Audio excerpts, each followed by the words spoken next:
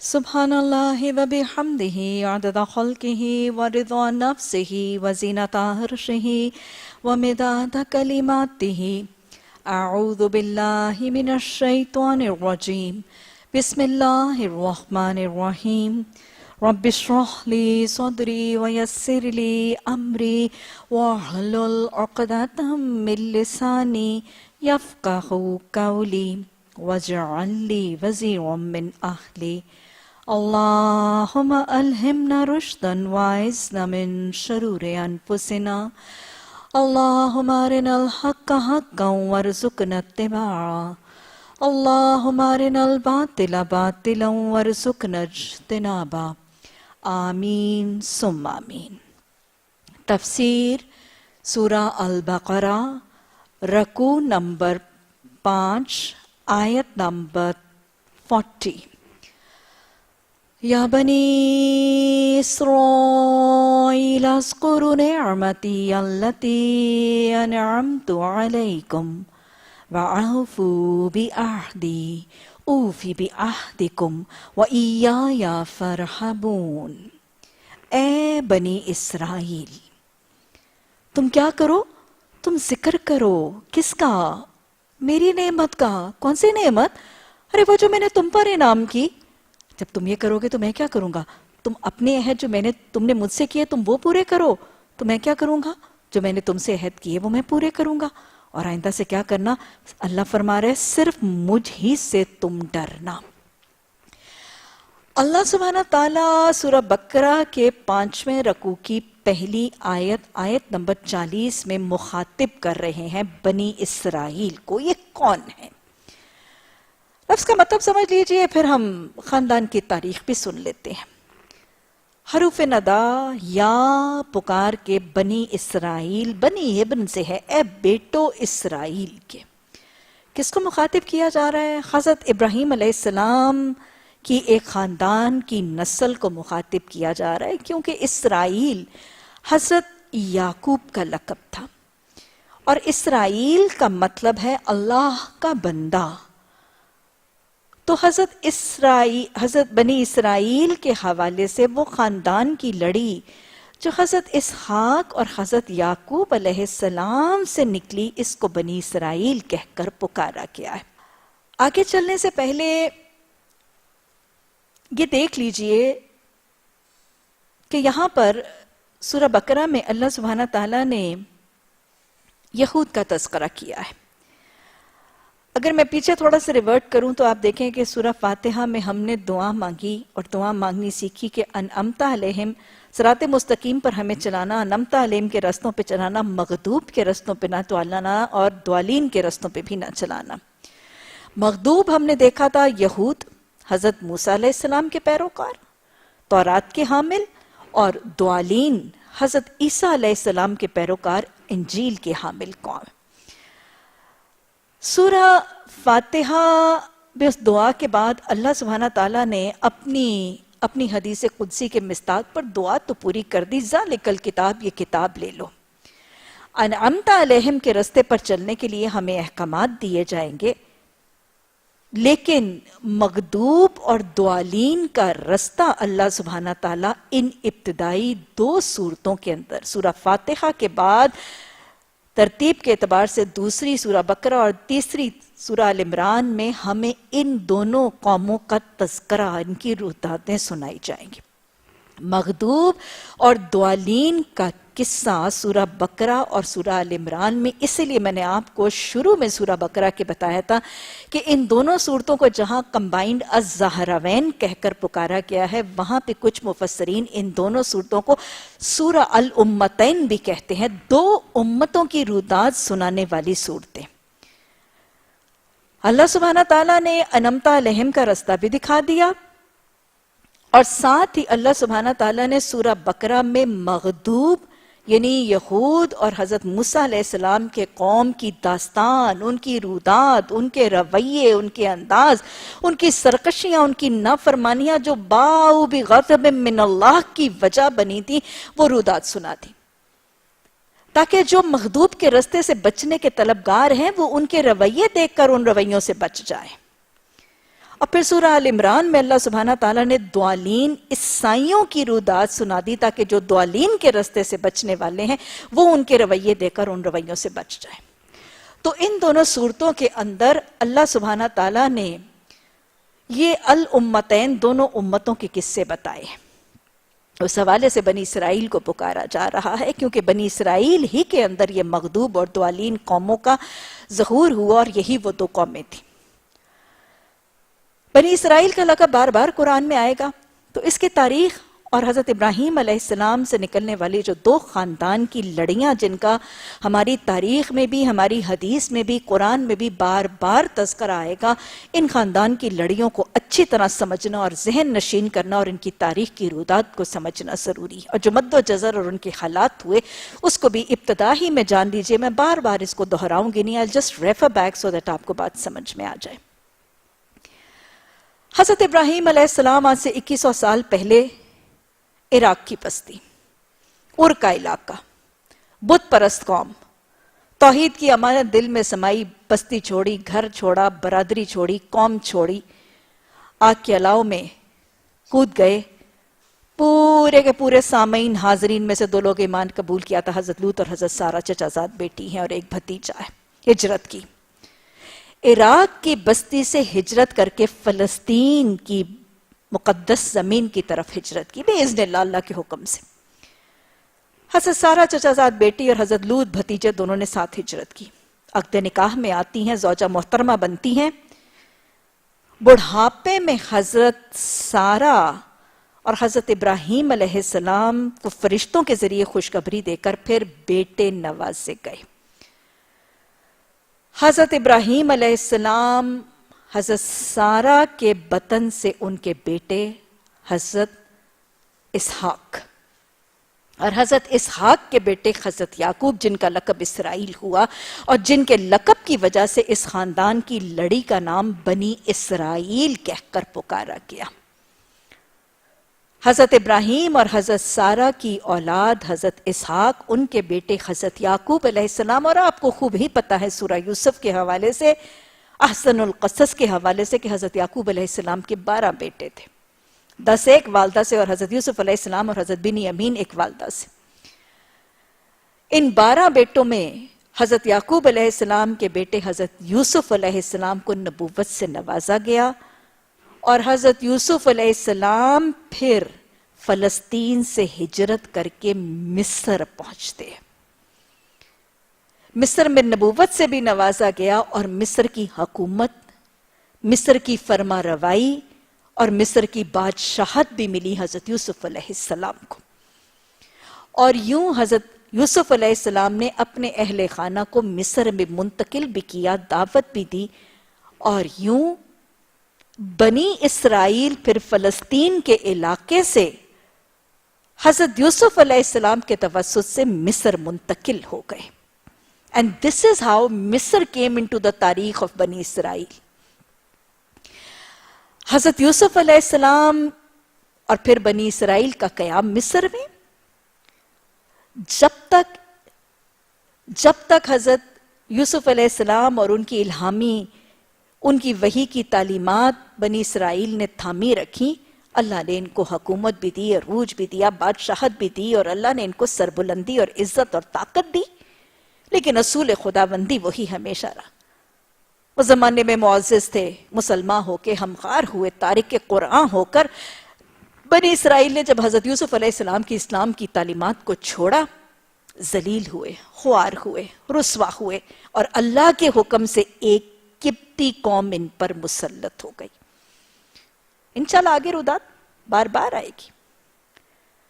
بنی اسرائیل نے جب اللہ کی تعلیمات اور حضرت یوسف علیہ السلام کی تعلیمات کو چھوڑا، اللہ کے حکم سے ایک جابر، ظالم، مشرک، قبطی حکمران، جن کے فرما روا، جن کے حاکم فرعونز کے نام سے پکارے جاتے تھے، فروز آف دا ٹائم، یہ ان کے اوپر مسلط ہو گئے۔ اللہ نے پھر کرم کیا، ان فرعونیوں کے پاس اللہ سبحانہ تعالیٰ نے ان کے دور میں حضرت موسیٰ علیہ السلام کو نبوت سے نوازا۔ حضرت موسیٰ علیہ السلام اس قوم کو دریا کے پار نکال کر لے گئے، اور آج ہم رودات بھی پڑھیں گے۔ پھر اللہ نے صحرا میں آباد کیا، یہ یہود تھے، حضرت موسیٰ علیہ السلام کے اور تورات کے حامل۔ اللہ نے ابر، من، سلوہ، چشموں کی نعمتوں سے نوازا۔ یہ حضرت موسیٰ علیہ السلام کے پیروکاروں پر اللہ کے انعامات تھے۔ حضرت موسیٰ علیہ السلام کے پیروکار صحرا میں آباد رہے، صحرائے سینا کے آباد کار ہوئے، شریعت موسوی کے حامل ہوئے۔ ان کو حکم دیا گیا، انہوں نے حکم کی اطاعت کا انکار کیا۔ ان سے اگلی نسل، ان کی اگلی نسل حضرت موسیٰ کی وفات کے بعد حضرت یوشع بن نون کی قیادت میں یہ روداتیں سب آتی رہیں گی۔ بنی اسرائیل کی اگلی نسل حضرت موسیٰ علیہ السلام کے بعد کی نسل جو ہے، پھر وہ جہاد کر کے فلسطین کو فتح کر کے واپس فلسطین پہنچی، اور یوں دائرہ فلسطین سے مصر اور مصر سے واپس فلسطین حضرت موسیٰ علیہ السلام کے بعد مکمل ہو گیا۔ اب جب یہ مصر پہنچے تو پھر فرما روائی اور نبوت کس کے حق میں آئی؟ وہ دو باپ بیٹے، حضرت داؤد علیہ السلام اور حضرت داؤد علیہ السلام کے بیٹے حضرت سلیمان علیہ السلام۔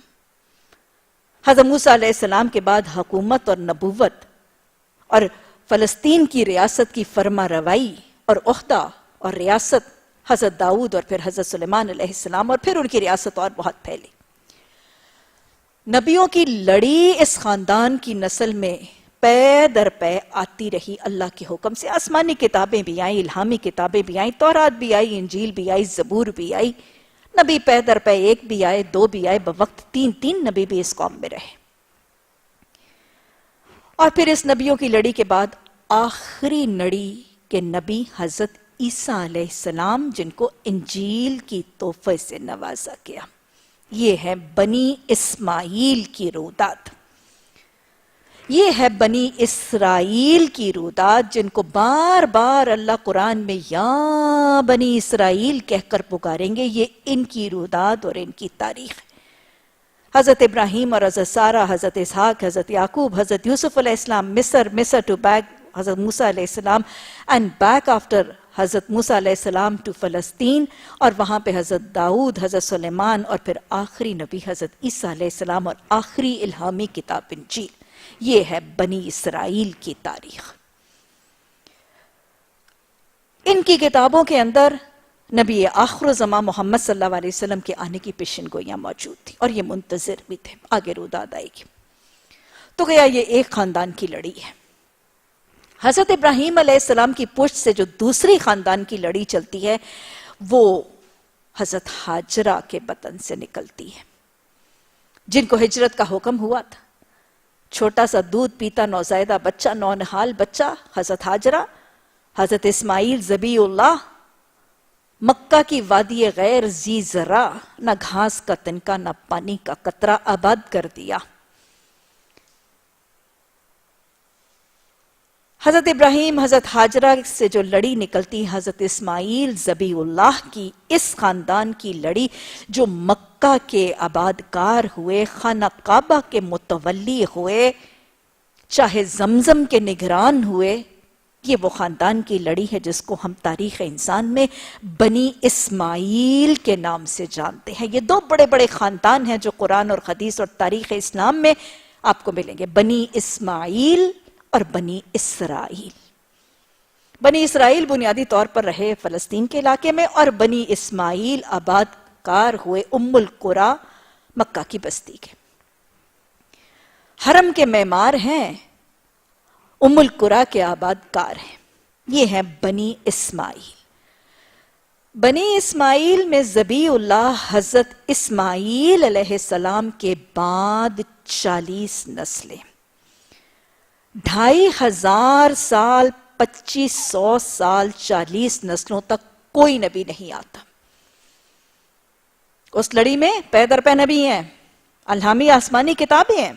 اس لڑی میں حضرت اسماعیل علیہ السلام، بنی اسماعیل میں حضرت اسماعیل علیہ السلام کے بعد 40 جنریشنز، نبی صلی اللہ علیہ وسلم کے جد امجد کوئی نبی نہیں آتا۔ 40 نسلوں کے بعد اتر کر حرا سے سوئے قوم آیا، اور ایک نسخہ کیمیا ساتھ لایا، خاتم النبیین محمد صلی اللہ علیہ وسلم کا ظہور 40 نسلوں کے بعد، جس کے منتظر تھے بنی اسرائیل۔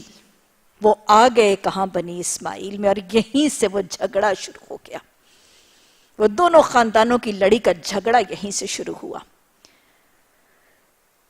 گویا محمد صلی اللہ علیہ وسلم کی بعثت، آپ کی نبوت، بنی اسرائیل کے آخری نبی حضرت عیسیٰ علیہ السلام کی وفات کے 571 سال بعد 571 اینو ڈومنی 571 اے ڈی میں نبی صلی اللہ علیہ وسلم کی ولادت، اور پھر 40 سال بعد نبوت.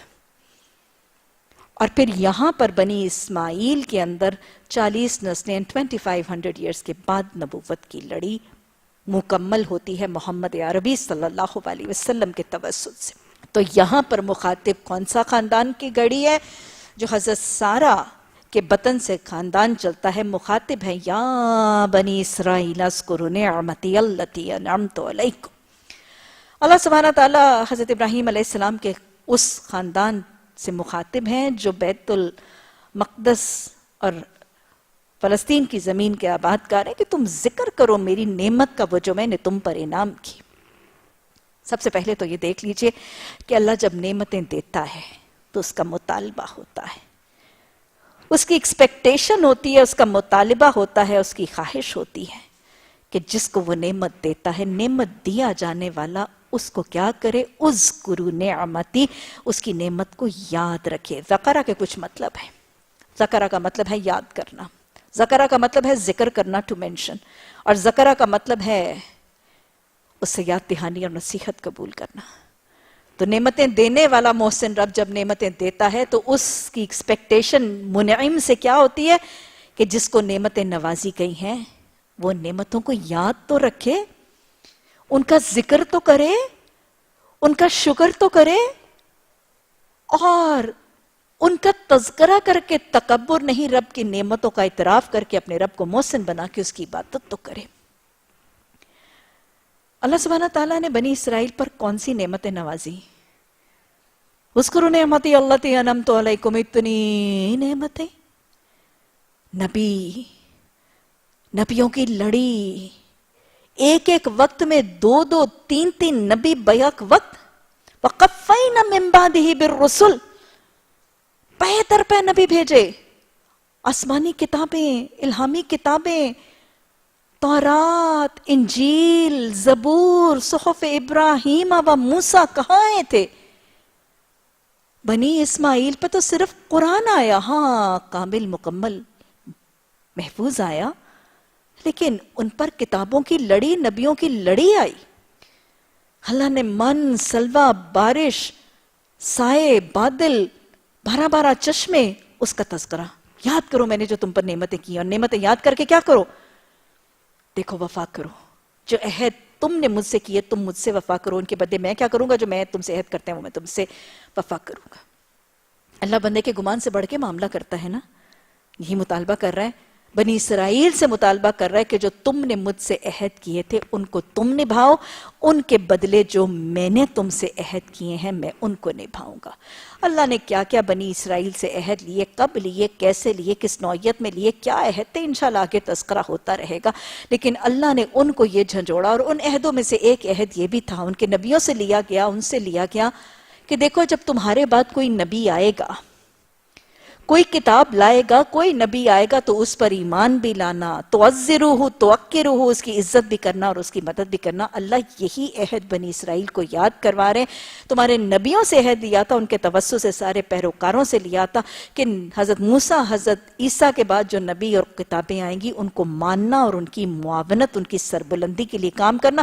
تم اپنی کام کرو، میں تمہارا وعدہ پورا کروں گا، اور آئندہ کسی سے نہ ڈرنا، صرف مجھ سے ڈرنا. یہ معاملہ اللہ کا محمد صلی اللہ علیہ وسلم کے پیروکاروں کے ساتھ بھی ہے. مجھے اور آپ کو بھی یہی کہا جا رہا ہے، تم میرے ساتھ جو وعدے کرتے ہو تم ان کو پورے کرو، میں تو تمہارے ساتھ وعدے کرتا ہوں میں ان کو پورے کروں. اللہ نے قرآن میں کہا ہے، اللہ نے قرآن میں فرمایا کہ اگر تم قرآن کو تھامتے، اگر تم اپنی کتابوں کو تھامتے تو میں رزق آسمان سے برساتا اور تمہارے پاؤں کے نیچے سے ابلتا. یہ اللہ کا وعدہ تھا، تھامو گے میں سب برسنے والا، ابلنے والا رزق دوں گا. اللہ ہمیں وعدے پورے کر کے اللہ کے وعدوں کا حقدار بننے کی توفیق عطا فرمائے. اور اللہ سبحانہ تعالیٰ نے فرما دیا کہ دیکھو تم میرے وعدے پورے کرو اور مجھ سے ڈرو، اور کیا کرو، وَآمِنُوا بِمَا أَنزَلْتُ مُصَدِّقًا لِمَا مَعَكُمْ وَلَا تَكُونُوا أَوَّلَ كَافِرٍ بِهِ۔ یہود کو، عیسائیوں کو جھنجھوڑا جا رہا ہے۔ مدنی صورت ہے۔ مدینہ میں رسول اللہ صلی اللہ علیہ وسلم کا معاملہ کن کے ساتھ ہے؟ یہود کے ساتھ۔ 3 بڑے بڑے قبیلے ہیں۔ ارے مکہ میں معاملہ تھا قریش مکہ کے ساتھ، مدینہ میں تو معاملہ بنیادی طور پر یہود کے ساتھ ہے۔ وہ جو نان مسلم تھے، اوس اور خزرج کے، وہ تو مسلمان ہو گئے تھے، وہ تو انصار بن گئے تھے۔ اب ڈیفرنٹ پرابلم کس کے ساتھ ہے؟ صرف یہود کے ساتھ۔ اب مدنی صورت میں ان یہود کو جھنجھوڑا جا رہا ہے کہ محمد صلی اللہ علیہ وسلم کی عزت، ان کے ایمان کا جو وعدہ لیا گیا تھا اس کو تم پورا کرو، اور یہ کتاب، یہ قرآن جو محمد صلی اللہ علیہ وسلم اللہ کی طرف سے نازل کردہ تمہارے پاس لے کے آئے ہیں، جو تمہاری تورات اور تمہاری انجیل کی تصدیق بھی کرتی ہے، ان کو ریکنفرم بھی کرتی ہے، اس کو ماننے کا پیغام بھی دیتی ہے، اس کی تعلیمات کو بھی کنفرم کرتی ہے، اس کتاب پر ایمان لے آؤ۔ اور تم سب سے پہلے جن کے پاس کتاب تھی، جو حاملان کتاب تھے، تم خود سب سے پہلے اس کا انکار کرنے والے نہ بن جاؤ، اور دنیاوی تھوڑی سی قیمتوں کے بدلے میری آیات کا انکار نہ کرو، اور حق کو جانتے پوچھتے تم کیا نہ کرو، اس کو تم نہ چھپاؤ۔ آج ہی ہم نے حدیث میں، بخاری میں، وہ ہرقل کا واقعہ پڑھا کہ کیسے ہرقل نے جب نبی صلی اللہ علیہ وسلم کی رودات سنی، اور کیسے اس نے تحقیق کی، اور کیسے اس نے تصدیق کی، اور کیسے اس نے واقعات اور خط پڑھے، ایمان آ گیا تھا، لیکن ایمان کے باوجود حق پہچان گیا تھا، حق شناس ہو گیا تھا، لیکن اس کے باوجود ایمان ہی لایا تھا۔ اللہ نے یہی کہا کہ اب ایمان بھی لے آؤ جب حق کو پہچان گئے۔ یہ کہا جا رہا ہے کہ تھوڑی قیمت لے کر میری آیات کو نہ بیچ دو۔ کون سی تھوڑی قیمت؟ دنیاوی قیمت، دنیا کے فائدے، دنیا کے اغراض، حکومت، عہدے، اقتدار، سرداریاں، یہاں کی ترقیوں کے عوض تم اللہ کی آیات کا انکار نہ کرو۔ اچھا، اللہ فرما رہے وَلَا تَشْتَرُوا بِآيَاتِي ثَمَنًا قَلِيلًا، کہ میری آیات کو تھوڑی قیمت کے بدلے نہ بیچو۔ کیا زیادہ قیمت کے بدلے بیچنا؟ نہیں، اصل مطلب کیا ہے؟ ایٹ نو پرائس، کسی قیمت پر بھی اللہ کے احکامات کا انکار نہ کرو۔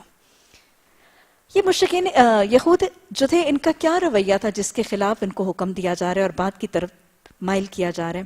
اصل میں تھا کیا؟ I again refer back to the 2 families، بنی اسماعیل اور بنی اسرائیل۔ بنی اسرائیل کے اندر نبیوں کی لڑی الہامی کتابوں کا ایک سیریز نازل ہو چکی تھی، اور ان الہامی کتابوں میں ان کے نبیوں کے ذریعے بنی اسرائیل کو بار بار کیا بتایا جا رہا تھا کہ ایک نبی آخر الزمان کا ظہور ہونے والا ہے۔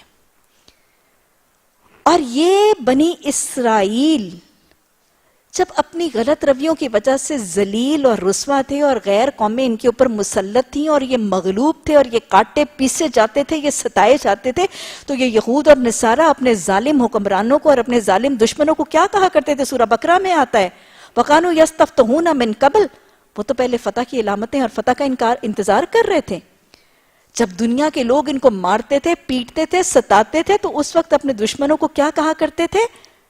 دیکھو، ہمارے ہی قوم کے اندر ہمارا ایک نبی آنے والا ہے، ہمارے اندر ہماری کتابیں بتاتی ہیں کہ ایک نبی کا ظہور ہونے والا ہے، اور دیکھو جب ہمارا نبی آئے گا تو پھر اللہ کی طرف سے ہمیں غلبہ ملے گا، پھر ہم تمہیں مزہ چکھائیں گے۔ یہ سارے کے سارے اہل کتاب، یہود، عیسائی، محمد صلی اللہ علیہ وسلم کے آنے کا انتظار کر رہے تھے۔ وَقَانُوا يَسْتَفْتِحُونَ مِن قَبْلُ، وہ فتح کی انتظار کر رہے تھے، وہ فتح کے تعارف کروا رہے تھے، ان کے آنے کے لیے نگاہیں فرش راہ کیے منتظر بیٹھے تھے، ان کی علامتوں کو جانتے پہچانتے بیٹھے تھے، حق کے معترف بیٹھے تھے۔ لیکن جب محمد صلی اللہ علیہ وسلم کا ظہور ہوا، آپ کی نبوت ہوئی، تو ان کے خاندان کی لڑی کے بجائے بنی اسماعیل میں، مکہ کی بستی میں جب آپ صلی اللہ علیہ وسلم کو مبعوث کر دیا گیا، تو وہیں حسد آ گیا، حسد آ گیا، ضد آ گئی، ایک انانیت کا معاملہ بن گیا کہ ہمارے خاندان کی بجائے اسماعیل علیہ السلام کے خاندان میں نبی بھیج دیا گیا، اور ہم نبیوں کے بیٹے، نبیوں کے پوتے، نبیوں کے پڑپوتے، ہم نبوت کے حامل، ہم آسمانی کتابوں کے حامل، یہ تکبر آڑے آ گیا، ہمارے اندر نبی نہیں آیا، ان کے اندر آ گیا، ہم کیسے مانے؟ ہم نہیں مانتے۔ حق کو پہچاننے کے باوجود، نبی صلی اللہ علیہ وسلم کو پہچان جاننے کے باوجود انکار کرتے تھے۔ یہ ہے ضد، یہ ہے ضد، ڈھٹائی، تکبر، انانیت، اور یہ ہے حب دنیا جو آنکھوں کا ڈاٹ اور دلوں کی مہر بن کے کفر کی طرف مائل کر لیتی۔ رسول رحمت صلی اللہ علیہ وسلم کو آنکھوں سے دیکھنے، جاننے، ماننے، پہچاننے کے باوجود دائرہ اسلام میں داخل ہونے سے محروم رہ گئے تھے۔ یہ ہے کفر کی حقیقت اور وجوہات۔ اور پتہ کیا، یہ صرف خود حق شناسی اور ایمان سے محروم نہیں رہے تھے، یہ اس سے بڑھ کے بھی ایک کام کرتے تھے جو اللہ نے کہا ہے وَلَا تَلْبِسُوا الْحَقَّ بِالْبَاطِلِ وَتَكْتُمُونَ الْحَقَّ وَأَنْتُمْ تَعْلَمُونَ، کہ تم دیکھو حق کو چھپاؤ بھی نہ۔ ہوتا کیا تھا، یہ اپنی دور کے پڑھے لکھے لوگ تھے۔ آپ کو پتا کہ عرب میں جہالت بہت زیادہ تھی، لا علم تھے، پڑھے لکھے تھے، ان پڑھ تھے، امی تھے وہاں کے لوگ۔ اس دور کے پڑھے لکھے لوگ کون تھے؟ یہود اور نصارہ۔ اس دور کے حامیان کتاب کون تھے؟ یہود اور نصارہ۔ They were known as the renowned people of the book۔ اہل کتاب تو یہود اور نصارہ تھے، پڑھے لکھے تو یہود اور نصارہ تھے۔ جب نبی صلی اللہ علیہ وسلم نے اپنی نبوت کا اعلان کیا، دعویٰ کیا، تو وہ ان پڑھ، بدو، جاہل، امی مشرکین مکہ، جزیرۃ العرب کے بدو نبی صلی اللہ علیہ وسلم کی نبوت کی ری کنفرمیشن کے لیے کس کے پاس جاتے تھے؟ انہی پیپل آف دا بک کے پاس جاتے تھے، انہی سے پوچھتے تھے تم حامیان کتاب ہو؟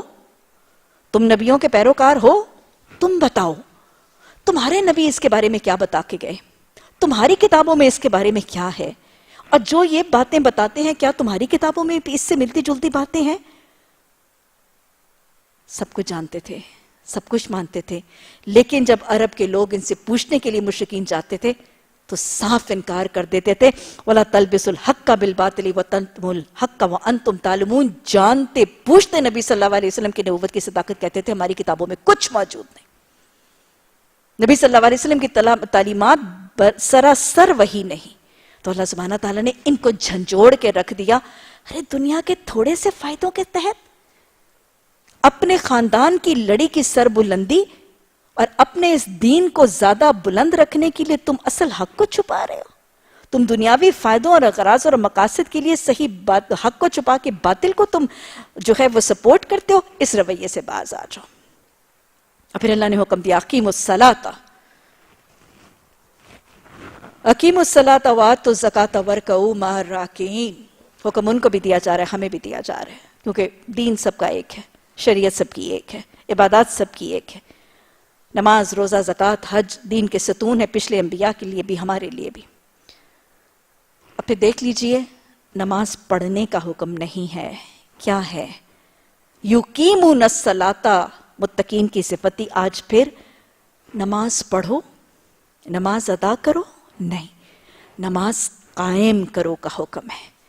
جو نماز کے انتظار اور اذان کے جواب سے لے کے اپنے ماتحتوں کو نماز پڑھانے سے لے کے اپنی زندگی میں نماز کے طریقے رائج رکھنے تک کا ایک وسیع مفہوم حائل کیے ہوئے۔ اور اقیموا الصلاۃ سے مراد باجماعت نماز بھی ہے۔ اقیموا الصلاۃ وآتوا الزکاۃ، نماز قائم کرو اور زکوٰۃ دو۔ یہ دو بنیادی دین کے ستون ہیں جن کے بغیر اسلام نہیں، جن کے بغیر مسلمان نہیں، جن کے بغیر ایک کلمہ گو اسلام کے دائرے میں داخل نہیں۔ اور کیا کرو؟ وارکعوا مع الراکعین، اور رکوع کرنے والوں کے ساتھ رکوع کرو۔ وارکعوا مع الراکعین، بذات خود ہی آپ نے دیکھا تھا کہ اقیموا الصلاۃ میں بھی با جماعت نماز ہی کا حکم ہے، لیکن وارکعوا مع الراکعین مزید با جماعت نماز کی تاکید اور حکم خاص۔ اجتماعی طور پر مردوں کو حکم دیا جا رہا ہے کہ دیکھو جب تم نماز پڑھو، رکوع قیام سجود کرو تو اکیلے نہ کرو، رکوع کس کے ساتھ کرو؟ رکوع کرنے والوں کے ساتھ رکوع کرو۔ با جماعت نماز کا حکم ہے۔ نبی صلی اللہ علیہ وسلم کی سنت موقدہ بھی ہے، حدیث کی تاکید بھی ہے، حدیث میں کمی کرنے والوں کے لیے وعید بھی ہے۔ آپ صلی اللہ علیہ وسلم نے فرمایا تھا، اذان پکاری گئی، اقامت پکاری گئی، نبی صلی اللہ علیہ وسلم امامت کے لیے تیار ہے، اور آپ صلی اللہ علیہ وسلم نے فرمایا تھا اگر مجھے مدینہ کی بستی میں عورتوں، بچوں، بوڑھوں اور ضعیفوں کا خیال نہ ہو تو میں اپنی جگہ امامت کے لیے کسی اور کو کھڑا کر دوں اور ان گھروں کو آگ لگا دوں جس میں مرد بغیر کسی عذر کے باجماعت نماز کے لیے حاضر نہیں ہوتے۔ وَارْكَعُوا مَعَ الرَّاكِعِينَ، قرآن میں باجماعت نماز کا حکم ہے، نبی صلی اللہ علیہ وسلم کی سنت موقدہ اور حدیث کی تاکید ہے، اور بغیر عذر کے اس سے رکنے والوں کے لیے حدیث میں وعید ہے، عمل کرنے والوں کے لیے وعدہ ہے۔ باجماعت نماز کا اجر اکیلے کی نماز کے اجر سے 27 گنا زیادہ ہے۔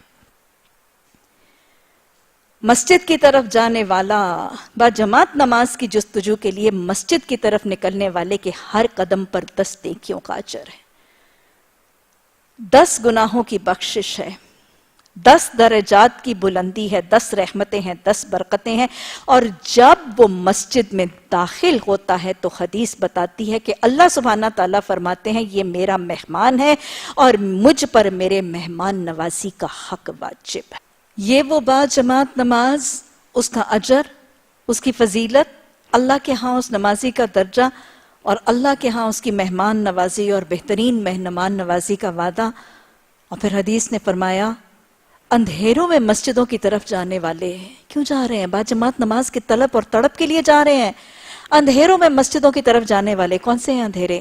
عشاء اور فجر۔ اندھیروں میں مسجدوں کی طرف جانے والوں کو کامل نور کی خوشخبری دے دو، ایسا نور ہوگا ان کے لیے۔ وہ جب پل صراط پر جانے والے دعائیں کر رہے ہوں گے نا، ربنا اتمم لنا نورنا، اللہ ہمارا نور پورا کر دینا، اس وقت ان کے لیے کامل نور کی خوشخبری دے دو اندھیروں کی طرف مسجدوں کی طرف جانے والوں کو۔ اور پھر آپ صلی اللہ علیہ وسلم نے فرمایا کتنا اجر ہے، کتنا اجر ہے کہ وہ شخص جو عشاء کی نماز باجماعت اور فجر کی نماز باجماعت ادا کرتا ہے اس کو ساری رات کے قیام کا اجر لکھ دیا جاتا ہے۔ ساری رات قیام کرنا اور ہر روز ساری رات، ہر رات کو ساری رات قیام کرنا بہت مشکل ہے، لیکن یہ اجر کس کے حق میں ہے؟ جو عشاء کی نماز باجماعت اور جو فجر کی نماز باجماعت ادا کرتا ہے، گویا اس کو ساری رات کے قیام اللیل کا اجر لکھ دیا جاتا ہے۔ اور یہ یاد رکھیے گا، آپ صلی اللہ علیہ وسلم نے فرمایا یہ اتنا اجر ہے کہ وہ لوگ جو سستی سے عشاء اور فجر کی نماز کی طرف جاتے ہیں ان کو اگر فجر اور عشاء کی باجماعت نماز کا اجر پتا چل جائے تو وہ منہ کے بل گھسٹتے ہوئے مسجد کی طرف جائیں۔ یہ ہے وہ باجماعت نماز، یہ ہے وہ باجماعت نماز۔ اور مسلمانوں کو یہ باجماعت، مردوں کو یہ باجماعت نماز کی تاکید اتنی کیوں کی گئی؟ اس میں کتنی برکتیں ہیں، کتنی تربیت ہے۔ باجماعت نماز کیا کیا چیزوں کی تربیت کرتی ہے؟ اگر آپ سم اپ کر لیں کتنی چیزیں۔ باجماعت نماز آج ہمارے معاشرے میں جو وقت کی پابندی کا تصور نکلتا جا رہا ہے، باجماعت نماز وقت کی پابندی، پنکچوالٹی کی تربیت کرتی ہے، نظم و ضبط اور ڈسپلن کی تربیت کرتی ہے، صف بندی کا طریقہ سکھاتی ہے۔ اور اگر آپ دیکھیں تو یہ ساری چیزوں کا فقدان ہے آج ہمارے معاشرے میں، نہ پنکچوالٹی ہے، نہ ڈسپلن ہے، نہ نظم و ضبط ہے، نہ صف بندی ہے۔ کیوں؟ مسجد مرثیہ خواہ ہے کہ نمازی نہ رہے۔ باجماعت نماز کا تصور اور معاشرے کا آج یہ حال، ان آرگنائزڈ، کیوٹک معاشرہ، انڈسپلنڈ معاشرہ۔ اچھا، صف بندی اور کتنی، باجماعت نماز اور کتنی تربیتیں کرتی ہے؟ اتحاد کی، کندھے سے کندھا جڑا، پاؤں سے پاؤں جڑا، ٹخنے سے ٹخنا جڑا، اتحاد کی، اتفاق کی، یگانت کی، بھائی چارے کی، آپس کی محبت کی۔ مسلمانوں کو ایک سیسا پلائی دیوار بنا دیتی ہے۔ اونچ نیچ، ذات پات، برادری، رنگ نسل، بتانے رنگ و خوں کو توڑ کے ملت میں گم ہو جا کی تربیت کرتی ہے۔ سبھی ایک ہی صف میں کھڑے ہو جاتے ہیں۔ ذات، برادری، تکبر کی نفی سکھا دیتی ہے، عاجزی سکھا دیتی ہے، فرقہ واریت مٹا دیتی ہے، تفرقہ بازی، مسلک پرستی کی ہواؤں کو مٹا کے رکھ دیتی ہے، شعلوں کو۔ مسلمانوں کو آپس میں خلوص اخلاص ایثار کی تربیت دیتی ہے یہ بات جماعت نماز. ایک مسلمان کو دوسرے مسلمان کی خبر گیری کا موقع فراہم کرتی ہے. ورنہ تو شاید مہینوں مہینے سالوں سال شاید ایک ہمسایہ دوسرے ہمسائے سے، ایک گلی والا دوسرے گلی والے کو نہ جانتا ہے، نہ پہچانتا ہے، نہ حالات کی احوال پرسی کرتا ہے. 5 دفعہ دن میں اس جامعہ مسجد میں جمع ہونے والوں کو موقع ملتا ہے ایک دوسرے کی خبر، ایک دوسرے کی احوال پرسی، ایک دوسرے کی مدد، ایک دوسرے کی معاونت. اور پھر یہ مسجد ایک اسینشل پلیٹ فارم بن جاتی ہے. اس معاشرے، اس سوسائٹی، اس بستی کے سوشل، اکنامک، پولیٹیکل لڑائیاں، جھگڑے، سارے معاملات کو سیٹل کرنے کا ایک اسینشل پلیٹ فارم بن جاتی ہے. یہ مسجد اس بار نماز کی حاضری کی وجہ سے دعوت، تبلیغ، جہاد، اشاعت، نفاذ کا ایک اسینشل سینٹر بن جاتی ہے. علامہ اقبال بہت ہی خوبصورت سا وہ بات جماعت نماز کے لیے وہ ایک لکھتے ہیں کہ آگے آئیں لڑائی میں اگر وقت نماز، قبلہ رو ہو کے زمیں بوس ہوئی قوم حجاز. ایک ہی صف میں کھڑے ہو گئے محمود و ایاز، نہ کوئی بندہ رہا اور نہ کوئی بندہ نواز. بندہ و صاحب و محتاج و غنی ایک ہوئے، تیری سرکار میں پہنچے تو سبھی ایک ہوئے. یہ ہے بات جماعت نماز. ورکعوا مع الراکعین. لیکن آج ہمارا حال وہی ہے. رہ گئی رسم اعلاں روح بلانی نہ رہی کہ آج مسجدوں کی آباد کاری نہیں، مسجدوں کی تعمیر اصل ہدف بن گیا. مسجدوں کو تعمیر کرنا، مسجدوں کو سجانا، مسجدوں کو آویزاں کرنا، مسجدوں کو کمفرٹیبل سے کمفرٹیبل بنانا اصل مقصد اور ہدف رہ گیا. مسجدوں کی آباد کاری شاید اصل مقصد نہیں رہا. مسجد مسیح خواہ ہے کہ نمازی نہ رہے، واصحاب اوصاف حجازی نہ رہے. اللہ سبحانہ تعالیٰ ہمیں اس مسجد کی آباد کاری کی اہمیت کو سمجھنے کی توفیق عطا فرما. اللہ ہمیں اپنے گھر کے مردوں کو یہ پیغام پہنچانے اور ان کو اس کی رغبت دلانے کی توفیق عطا فرما. اللہ ہمارے گھر کے مردوں کو مسجدوں کا آباد کار بنا دے. اللہ ہمارے گھر کے مردوں کو مسجدوں کا آباد کار بنا دے. اللہ ہمارے بیٹوں کو، ہماری ذریت کو، ہمارے پوتے نواسوں کو، اللہ سبحانہ تعالیٰ ہماری نسلوں کو مسجدوں کا آباد کار بنا دے. اللہ ان کے دل مسجدوں سے جوڑ دے. اللہ ان کے دل مسجدوں سے جوڑ دے. اللہ سبحانہ تعالیٰ ان کو اپنی عبادت کے طریقے سکھا دے. رب اجعلنی مقیم الصلاۃ ومن ذریتی. اس کے بعد اللہ نے فرمایا یہ کیا بات ہے؟ اتامرون الناس بالبر وتنسون انفسکم وانتم تتلون الکتاب افلا تعقلون. یہ کیا تم نے مذاق بنا لیا؟ تم لوگوں کو نیکی کی تاکید کرتے ہو، تم لوگوں کو بھلائی کی تاکید کرتے ہو، اپنی جانوں کو بھول جاتے ہو. خود تم قرآن پڑھتے ہو، کیا تمہیں عقل نہیں ہے؟ کس چیز کا مطالبہ ہے؟ صاحب قرآن، طالب علم قرآن، عامل قرآن، عالم قرآن، مدرس قرآن، مبلغ قرآن، داعی قرآن سے کیا مطالبہ ہے؟ خود قرآن پڑھتے ہوئے اپنی ذات پر اس کو لاگو کرو. لوگوں کو بتاتے اور خود اپنی جانوں کو بھول جاتے ہو. وہی جو اللہ نے قرآن میں ایک اور جگہ کہا لما تقولون ما لا تفعلون. تم وہ چیزیں کہتے کیوں وہ جو تم کرتے نہیں ہو. قول اور فعل کا تضاد، ظاہر اور باطن کا تضاد، لوگوں کو تاکید کرنا، لوگوں میں ترویج دینا، لوگوں کو تعلیم اور تبلیغ کرنا، اور خود عدم عمل کا رویہ. اللہ نے اس قول اور فعل کے تضاد سے قاری قرآن اور طالب علم قرآن کو منع کیا کہ یہ کیا حماقت کا طریقہ تم نے اختیار کر رکھا. یہ سارے کے سارے کام کرنے کے لیے تمہیں کیا کرنا پڑے گا؟ نماز کے قیام، زکوٰۃ کی ادائیگی، باجماعت نماز، لوگوں کو بھلائی کی تاکید اور خود اس پر عمل مشکل ہے. اس رستے پر چلنے کے لیے تمہیں صبر درکار ہوگا. تمہیں صبر درکار ہوگا. صبر پہ انشاءاللہ آگے بہت وضاحت سے بات ہوگی، اور میں زیادہ وضاحت سے صبر کا مفہوم، اس کی فضیلت، اس کا طریقہ اور وہ ساری بات انشاءاللہ وہاں پہ کریں گے. لیکن یہاں پر اللہ نے کہا کہ یہ سارے اللہ کے احکامات کی اطاعت کے لیے تمہیں صبر درکار ہوگا. کیسے کریں گے صبر؟ صبر کہاں سے ملے گا؟ وَاسْتَعِينُوا بِالصَّبْرِ وَالصَّلَاةِ. صبر کرنا چاہتے ہو تو صبر کو پانے کے لیے تم نماز پڑھو. یاد رکھیے گا صبر کا اور نماز کا آپس میں بڑا گہرا تعلق ہے. اگر میں کہوں نا تو چولی دامن کا ساتھ ہے نماز اور صبر کا. نماز کیا سکھاتی ہے؟ نماز جہاں اور بہت کچھ سکھاتی ہے، ضبط نفس، سیلف کنٹرول سکھاتی ہے. اللہ کی اطاعت، اللہ کی عبادت کے لیے اپنے ہاتھ، اپنے آنکھ، اپنے پاؤں، اپنے کان، اپنی زبان کو حلال اور جائز چیزوں سے روکے رکھنا سکھاتی ہے. بولنا جائز ہے، نماز میں روک لی زبان.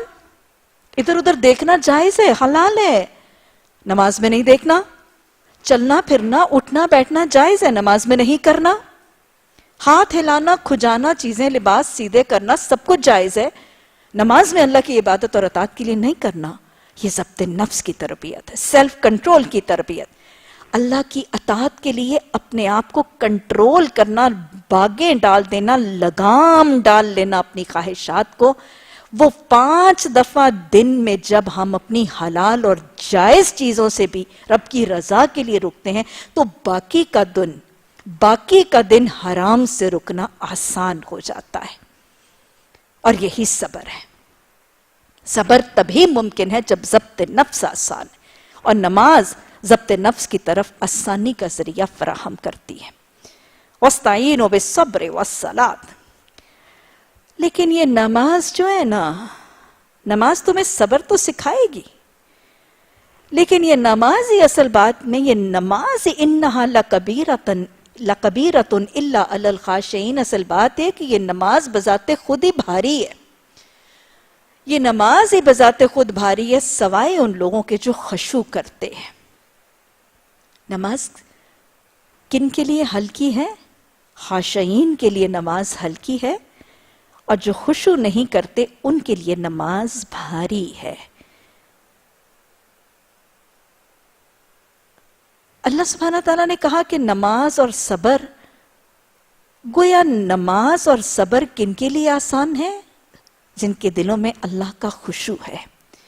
اور نماز اور صبر مشکل ہے جن کے دلوں میں اللہ کا خشوع نہیں. اللہ سبحانہ تعالیٰ فرما رہے ہیں کہ جو لوگ خشوع نہیں رکھتے ان کے لیے نماز بھاری ہے. حدیث بھی آپ صلی اللہ علیہ وسلم کی فرماتی ہے، منافق ہے جس پر عشاء اور فجر کی نماز بھاری ہے. منافق کے دل میں خشوع اور خضوع نہیں ہے. حدیث نے بتا دیا وہ منافق ہے جس پر عشاء اور فجر کی نماز بھاری ہے. وہ جو علامہ اقبال نے فرمایا، کس قدر تم پہ گراں صبح کی بیداری ہے، ہم سے کہاں پیار ہے، ہاں نیند تمہیں پیاری ہے. یہ ہے نماز کا بوجھل ہونا. جس پر نماز بوجھل ہے، جس پر نماز بھاری ہے، جس کو نماز چٹی لگتی ہے، مصیبت لگتی ہے، گرانی لگتی ہے، اس کے لیے صبر بھی آسان ہے. اور جس کو نماز ہلکی پھلکی لگتی ہے اس کے لیے صبر بہت آسان ہے. اللہ کے راستے پہ چلنا بھی اس کے لیے بہت آسان ہے. خاشعین کون سے ہوتے ہیں؟ خاشعین کے آگے سے 2 صفتیں بتائی گئی. خاشعین الذین یظنون انہم ملاقو ربہم وانہم الیہ راجعون. خاشعین پتہ کون سے ہیں؟ خاشعین کو نماز ہلکی ہے، خاشعین کے لیے صبر آسان ہے. لیکن خاشعین بذات خود وہ ہیں جو دو کیفیتیں رکھتے ہیں. ایک تو وہ کہ ان کو پتا ہے، خاشعین وہ ہے کہ جن کو پتا ہے کہ الٹیمیٹلی ایک دن انہوں نے اللہ کی طرف رجوع کر کے اللہ سے ملاقات کرنی، جن کو آخرت کا یقین ہے، جن کو رب کی ملاقات کا یقین ہے، جن کو رب کے سامنے لوٹ کر اپنے اعمال کے کھلنے تلنے نپنے ہاتھوں میں تھمائے جانے، حساب کتاب پوچھ گچھ سوال جواب کا یقین ہے جن کو، وہ ہے خاشعین. ان کے لیے صبر بھی آسان، ان کے لیے نماز بھی آسان. اور دوسرے خاشعین وہ ہیں جو اپنی نماز کو کیا سمجھتے ہیں؟ خاشعین وہ ہیں جو اپنی نماز کو ہی اللہ کی ملاقات تصور کرتے ہیں، جو اپنے 5 وقت کی نماز کو اللہ کی ملاقات تصور کرتے ہیں. اور وہ یہ تصور کرتے ہیں کہ دن میں یہ 5 وقت کی نماز اور دن میں 5 وقت کی اللہ سے ملاقات ان کو اس آخری ملاقات کی یاد دہانی اور تیاری کرانے کا ذریعہ. یہ خاشعین ہے، اور ان کے لیے نماز بھی آسان ہے اور ان کے لیے صبر بھی آسان ہے. سمجھ میں آئی 2 باتیں؟ خاشعین وہ ہیں جن کو آخرت یاد ہے، جن کو ملاقات یاد ہے، جن کو حساب کتاب یاد ہے، جن کو اللہ کے سامنے حاضری یاد ہے، ان کے لیے نماز بھی آسان، صبر بھی آسان، اور ان کی نمازوں میں خشوع بھی۔ اور خاشعین وہ ہیں جو بذات خود اپنی نماز کو رب کی ملاقات سمجھتے ہیں، اور سمجھتے ہیں کہ یہ 5 وقت دن کی نماز یہ ان کو اپنی ابدی اور آخری ملاقات کی تیاری کروا رہی ہے۔ یہ ہے نماز کا تصور، اور یہ ہے خشوع کا تصور۔ نماز دن میں 5 دفعہ رب سے ملاقات کی تیاری کرواتی ہے۔ وہ ملاقات جو یقینی ہے، جو میں نے اور آپ نے کرنی ہی کرنی ہے۔ بندہ تنہا جب اپنے مالک کے سامنے، اور اللہ نے بغیر کسی حجاب کے، بغیر کسی رکاوٹ کے، بغیر کسی انٹرپریٹر کے، بغیر کسی ترجمان کے حاضر سے پوچھنا ہے، لَقَدْ جِئْتُمُونَا فُرَادَا، آج اکیلی آ گئی ہو، گھر بھی چھوڑائی ہو، کوٹھیاں بھی چھوڑائی ہو، جائیداد بھی چھوڑائی ہو، اولاد بھی چھوڑائی ہو، عہدے بھی چھوڑائی ہو، ڈگریاں بھی چھوڑائی ہو، سب چھوڑائی ہو، آج اکیلی، جس کو اس بات کا یقین ہے، ملاقات، نماز اس ملاقات کی تیاری کرواتی ہے۔ 5 دفعہ دن میں اللہ کے حضور کھڑے ہو کے یہ احساس کہ جیسے میں آج کھڑی ہوں ویسے میں نے اس دن تنہا کھڑا ہونا، یہ نماز کی کیفیت۔ اللہ ہماری نمازوں میں یہ کیفیت عطا فرما دے۔ 5 دفعہ رب سے ہم کلام ہونے، رب کے سامنے حاضر ہونے، رب کے سامنے پیش ہونے کی تربیت کرواتی ہے کہ نماز اس وقت کو یاد کرو جب تم نے ایسے ہی تنہا کھڑے ہونا ہے، اس کی بخشش، اس کی مغفرت، اس کی تیاری، اس کی تربیت اور اس کے تزکیہ کا موقع فراہم کرتی ہے۔ یہ ہے نماز۔ اور دوسرے نماز، یہ بڑا خوبصورت سا تصور ہے۔ نماز ایک مومن کی رب سے ملاقات ہے۔ نماز مومن کی رب سے ملاقات ہے۔ پوچھا گیا کہ احسان کیا ہے؟ نبی صلی اللہ علیہ وسلم سے پوچھا گیا کہ احسان کیا ہے؟ آپ نے نماز میں، عبادات میں احسان کیا بتایا تھا کہ تو کیسے نماز پڑھے؟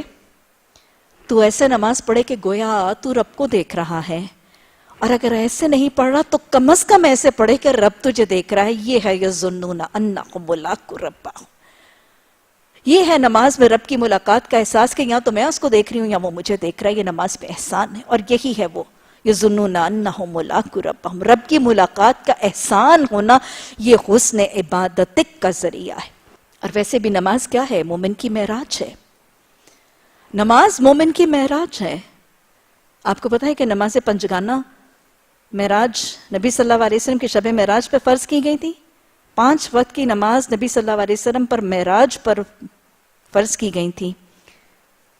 آپ صلی اللہ علیہ وسلم سے تو اللہ نے بنفس نفیس ملاقات کر لی، لیکن اس ملاقات نبی صلی اللہ علیہ وسلم کی موقع پر امت کو ملاقات کا طریقہ دن میں 5 دفعہ سکھا دیا۔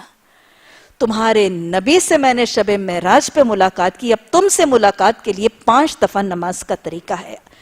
اذان آتی ہے، جواب دو، وضو کرو، تکبیر کہو، قبلہ روحو، ہاتھ باندھو، تمہاری رب سے ملاقات شروع۔ سمجھ میں آ گئی؟ نماز مومن کی معراج ہے، رب سے ملاقات کا طریقہ۔ وہ جو صحابی رسول صلی اللہ علیہ وسلم نے فرمایا کہ جب میرا دل کرتا ہے کہ میں اللہ سے بات کروں، یظنون انہم ملاقو ربہم، جب میرا دل کرتا ہے میں اپنے رب سے بات کروں تو میں نماز پڑھتا، اور جب میرا دل کرتا ہے کہ میرا رب مجھ سے بات کرے تو میں قرآن پڑھتا ہوں۔ یہ ہے اللہ سے ملاقات کا احساس۔ اور یاد رکھیے گا، جو نماز ایسے پڑھتے ہیں کہ یہ رب سے ملاقات ہے، ان کے لیے نماز بھاری نہیں رہتی۔ رہ سکتی ہے بھاری؟ ارے دنیا کے حاکم سے ملنے کی خواہش کتنی شدید ہے انسان کے دل میں، کسی دنیا کے حاکم سے ملنے کا طریقہ کتنا مشکل ہے۔ اپوائنٹمنٹس لی جاتی ہیں، وقت لیا جاتا ہے، ان کے دربار کے اوپر حاضری کے لیے کتنی دیر باہر دربانوں کو راضی کرنا پڑتا ہے، 5-5 6-6 گھنٹے، اور یہاں تو کنسلٹنٹس کے دروازوں کے اوپر 3-3 گھنٹے بیٹھنا پڑتا ہے۔ کسی حکمران سے ملاقات کے لیے 2-3 مہینے کے بعد کی اپوائنٹمنٹ، پھر اس کے دربان کے سامنے حاضری، پھر اس کے دروازے کے سامنے ایڑیوں کا رگڑنا، اور پھر کہیں کسی حکمران سے 2 نہیں تو 4 منٹ کی ایک واجبی سی ملاقات، اور بس اس پہ انسان پھولے نہیں سماتا۔ دنیا کے حاکموں سے ملاقات کی کیفیت یہ کون حاکم ہے؟ احکم الحاکمین، سب حاکموں کا حاکم، سب مالکوں کا مالک، احکم الحاکمین، مالک الملک سے ملاقات اتنی آسان ہے؟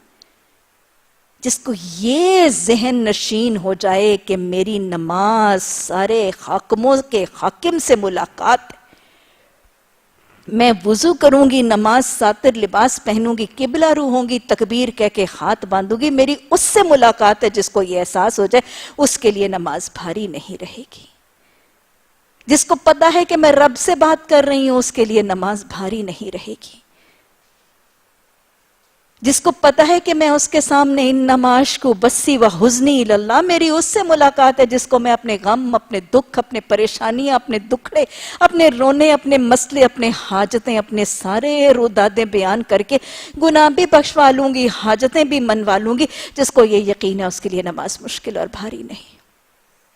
صحابہ اکرام نماز پڑھتے تھے تو حقیقت نماز میں خشوع کا طریقہ بھی تو یہی بتانے والوں نے بتایا نا۔ حضرت جابر بن عبداللہ سے پوچھا گیا، انہوں نے کیا فرمایا؟ حضرت عبداللہ بن مسعود، حضرت جابر بن عبداللہ نماز میں خشوع کے طریقوں میں سے ایک طریقہ یہی تجویز کرتے ہیں کہ نماز کیسے پڑھو؟ نماز ایسے پڑھو کہ گویا کہ تمہاری آخری نماز ہے، یعنی اس کے بعد رب سے ملاقات ہونے سے پہلی نماز پڑھو۔ کسی نے ایک امام سے پوچھا کہ نماز پڑھنے لگو تو تمہاری کیفیت، تمہاری نماز میں اتنا خشوع کیا ہے؟ انہوں نے کہا کہ میری نماز میں یہ خشوع کی کیفیت اس لیے ہوتی ہے کہ جب میں نماز پڑھنے لگتا ہوں تو میں اپنے اوپر یہ تاثر طاری کرتا ہوں۔ اور یہ تاثر کیا ہوتا ہے؟ اوپر میرا رب ہے، یہی ہے نا احسان کہ تو دیکھ رہا ہے یا وہ تجھے دیکھ رہا ہے۔ تاثر اپنے پہ طاری کرتا ہوں کہ اوپر میرا رب ہے، سامنے میرے حرم ہے، پیچھے میرے ملک الموت ہے، ارد گرد میرے جنت کے باغات ہیں، اور میرے قدموں کے نیچے پل صراط، اور آپ کو پتا ہے کہ پل صراط کے نیچے جہنم ہے۔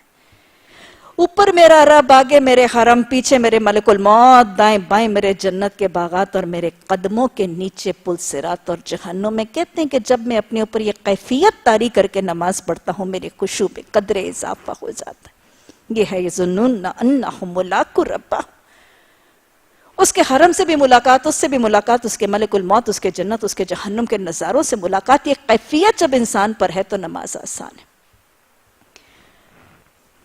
صحابہ اکرام پر یہ کیفیت حقیقتاً موجود ہوتی تھی۔ میں اس دن تابعین میں سے ایک کا قصہ پڑھ رہی تھی کہ ان کی کیفیت یہ ہوتی تھی کہ جب وہ وضو کرتے تھے، ایک تابعی کا واقعہ پڑھی تھی کہ جب وہ وضو کرتے تھے تو وضو کرنے کے بعد غش کھا کے بے ہوش ہو جاتے تھے۔ کسی پوچھنے والے ساتھی نے پوچھا کہ وضو کے بعد آپ بے ہوش کیوں ہو جاتے ہیں؟ انہوں نے کہا کہ مجھ پر اللہ کے سامنے حاضر ہونے کا خوف طاری ہو جاتا ہے۔ کیا میں نے وضو کر لیا ہے اور میں اس رب کے سامنے کھڑا ہونے لگا ہوں؟ بس وہ خوف اور وہ ہیبت مجھ پہ طاری ہو جاتی ہے اور میں غش کھا کے بے ہوش ہوں۔ ایک اور تابعی کا میں واقعہ پڑھی تھی کہ ان کے تقوی اور ان کی خشیت کا حال، یظنون انہم ملاقو کی کیفیت حقیقی کیسے کہ جب وضو کرتے تھے تو ان کا رنگ زرد ہو جاتا تھا اور وہ کانپنے لگتے تھے۔ پیلا زرد، آپ کو پتہ ہے کب رنگ ہوتا ہے زرد؟ رنگ پیلا پڑ جاتا ہے، ایسے لگتا ہے کہ جسم کاٹو تو خون کا قطرہ نہیں گرے گا۔ کب؟ خوف میں، ہیبت میں۔ کسی نے پوچھا کہ یہ وضو کے بعد آپ کی یہ کیفیت کیوں؟ انہوں نے فرمایا کہ میری حالت اس لیے کہ مجھے نماز میں اپنے رب سے ملاقات کا احساس طاری ہو جاتا ہے۔ آج نمازیوں کی نماز کی کیفیت ہے کہ وضو کرتے ہیں اور یہ احساس ہی نہیں ہوتا کہ ہم کس کے سامنے حاضر ہونے لگے ہیں۔ وہ میں اس دن ایک قصہ پڑھ رہی تھی کہ کوئی یہاں سے لوگ چائنا گئے ہوئے تھے اور وہاں پہ اسلام کی دعوت جیسے کچھ نہ کچھ دی، تو وہاں پہ ایک چائنی شخص نے اسلام قبول کر لیا، مسلمانوں کے ساتھ کچھ دیر رہا۔ نماز کا وقت آتا تھا تو وہ بتاتے ہیں، جو یہاں سے پاکستانی مسلمان لوگ گئے ہوئے تھے وہ اپنا واقعہ بتاتے ہیں، کہتے ہیں کہ سفر پہ ہم بھی تھے اور وہ نان مسلم چائنیز بھی ہمارے ساتھ، مسلمان بھائی ہمارا ساتھ تھا۔ نماز کا وقت آتا تھا تو کہتے ہیں کہ ہم نماز پڑھنے کے لیے رک جاتے تھے، نماز پڑھتے تھے، اور وہ کہتے ہیں کہ ہم مسلمان جو ہے نا وہ نماز پڑھ کے جلدی سے فارغ ہو جاتے تھے، لیکن وہ جو چائنیز نان مسلم تھا اس کو نماز پڑھنے میں بہت زیادہ دیر لگتی تھی۔ ہم اس کا انتظار کرتے رہتے تھے، لیکن کچھ دن گزرے تو وہ چائنیز جو ہے وہ ہمارے پاس آیا اور اس نے کہا کہ دیکھو او مائی مسلم برادرز، اصل میں بات یہ ہے کہ دیکھو تمہیں تو اسلام پیدائشی طور پر ملا نا، تمہیں تو اللہ کی پہچان، اللہ کی صفات اور اللہ سے تمہارا تعلق بچپن سے جڑ چکا ہے۔ تم لوگ تو جب نماز پڑھتے ہو تو تمہیں اللہ سے وہ بانڈ بنانے میں دیر نہیں لگتی۔ جب میں نماز پڑھتا ہوں نا تو میرا بھی اللہ سے رابطہ بہت نیا ہے، اللہ کی پہچان، اللہ کی معرفت میرے دل میں ابھی اتنی نہیں آئی، تو اس لیے جب میں نماز پڑھتا ہوں نا تو مجھے وہ اللہ کے ساتھ اپنا تعلق قائم کرنے میں کچھ وقت لگ جاتا ہے. اب مجھے کوئی طریقہ بتا دو، تو یہ کہتے ہیں کہ ہم اتنے شرمندہ ہوئے اور ہم اتنے پشیمان ہوئے کہ تم جو سمجھ رہے ہو کہ ہمارا بانڈ بن گیا ہے کیونکہ ہم پیدائشی طور پر اس رب کو جانتے ہیں، ہم تو بانڈ بنائے بغیر منہ اٹھا کے کھڑے ہو جاتے ہیں اور سلام پھیر کے نکل آتے ہیں. اور اس کی نماز کو تاخیر ہی اس لیے ہو رہی تھی، اور وہ سمجھ رہا تھا کہ یہ اس لیے جلدی پڑھ لیتے ہیں کہ ان کا تو ایک آٹومیٹک بانڈ اب تک بند چکا ہے. اللہ ہمیں وہ بانڈ باندھ کے اپنی نماز کو قائم کرنے، اور یہ احساس کہ میں رب کے ساتھ ملاقات کری ہوں، اس احساس کے ساتھ، اور یہ احساس کہ ایسے ہی میں نے رب کے سامنے حاضر ہونا ہے، اللہ اس غالب احساس کے ساتھ نمازیں قائم کرنے کی توفیق عطا فرما. نمازیں قائم کرنا چاہتے ہیں تو یہ دونوں احساس غالب ہوں گے تو انشاءاللہ نماز کا قیام بھی لازم ہو. اور پھر یاد رکھیے گا، جو ان دو احساسات کے ساتھ نماز پڑھتا ہے اس کے لیے نماز ہلکی ہو جاتی ہے. رب کی ملاقات کی تیاری کے لیے، رب کی ملاقات کے احساس کے ساتھ جو نماز پڑھتا ہے اس کے لیے نماز ہلکی ہوتی ہے، اور جس کے لیے نماز ہلکی ہوتی ہے اس کا دین اسلام کے راستے پر چلتے ہوئے صبر کرنا بھی آسان ہوتا ہے. جس کے لیے نماز ہلکی ہو جائے، اللہ کی اطاعت کرنے کے لیے صبر کرنا اس کے لیے آسان ہو جاتا ہے. بلال حبشی کا واقعہ موجود ہے، معلوم ہے آپ کو؟ اسلام قبول کیا تھا، کتنا مارے جاتے تھے، کتنا پیٹے جاتے تھے، کتنا مارنا، کتنا پیٹنا، کتنی اذیتیں، کتنی عقوبتیں، you name it and he went through it. کیا حال ہوتا تھا. اسلام قبول کیا تھا تو وہ ظالم مالک مارتا تھا، مارتے مارتے تھک جاتا تھا، پیٹتا تھا، پیٹتے پیٹتے تھک جاتا تھا تو کیا کرتا تھا؟ رسیاں باندھ کے نا اوباش لڑکوں کو دے دیتا تھا کہ سنگلاخ چٹانوں کے اوپر گھسیٹتے پھرو. حضرت بلال کی زبان میں ان سنگلاخ چٹانوں پر بھی کیا ہوتا تھا؟ احد احد. کیونکہ مالک کیا کہتا تھا؟ یہ احد سے باز آئے گا تو چھوڑوں گا. احد سے باز نہیں آتے تھے. مارتا تھا زبان پر احد، گھسیٹواتا تھا زبان پہ احد. وہ لڑکے گھسیٹتے گھسیٹتے تھک جاتے تھے تو مالک اس سنگلاخ تپتی ہوئی زمین کے اوپر کبھی سینے کے اوپر اور کبھی پشت کے اوپر وہ بھاری پتھر کی سلیں رکھ دیتا تھا، اور پوچھنے والے پوچھتے تھے کہ بلال آپ کبھی تھکتے تو نہیں ہیں؟ اتنی تکلیفوں پر صبر، اتنی تکلیفوں پر صبر کے زبان میں پھر بھی احد احد. یہ صبر کیسے تھا؟ نبی صلی اللہ علیہ وسلم کی حیات طیبہ کا واقعہ آتا ہے.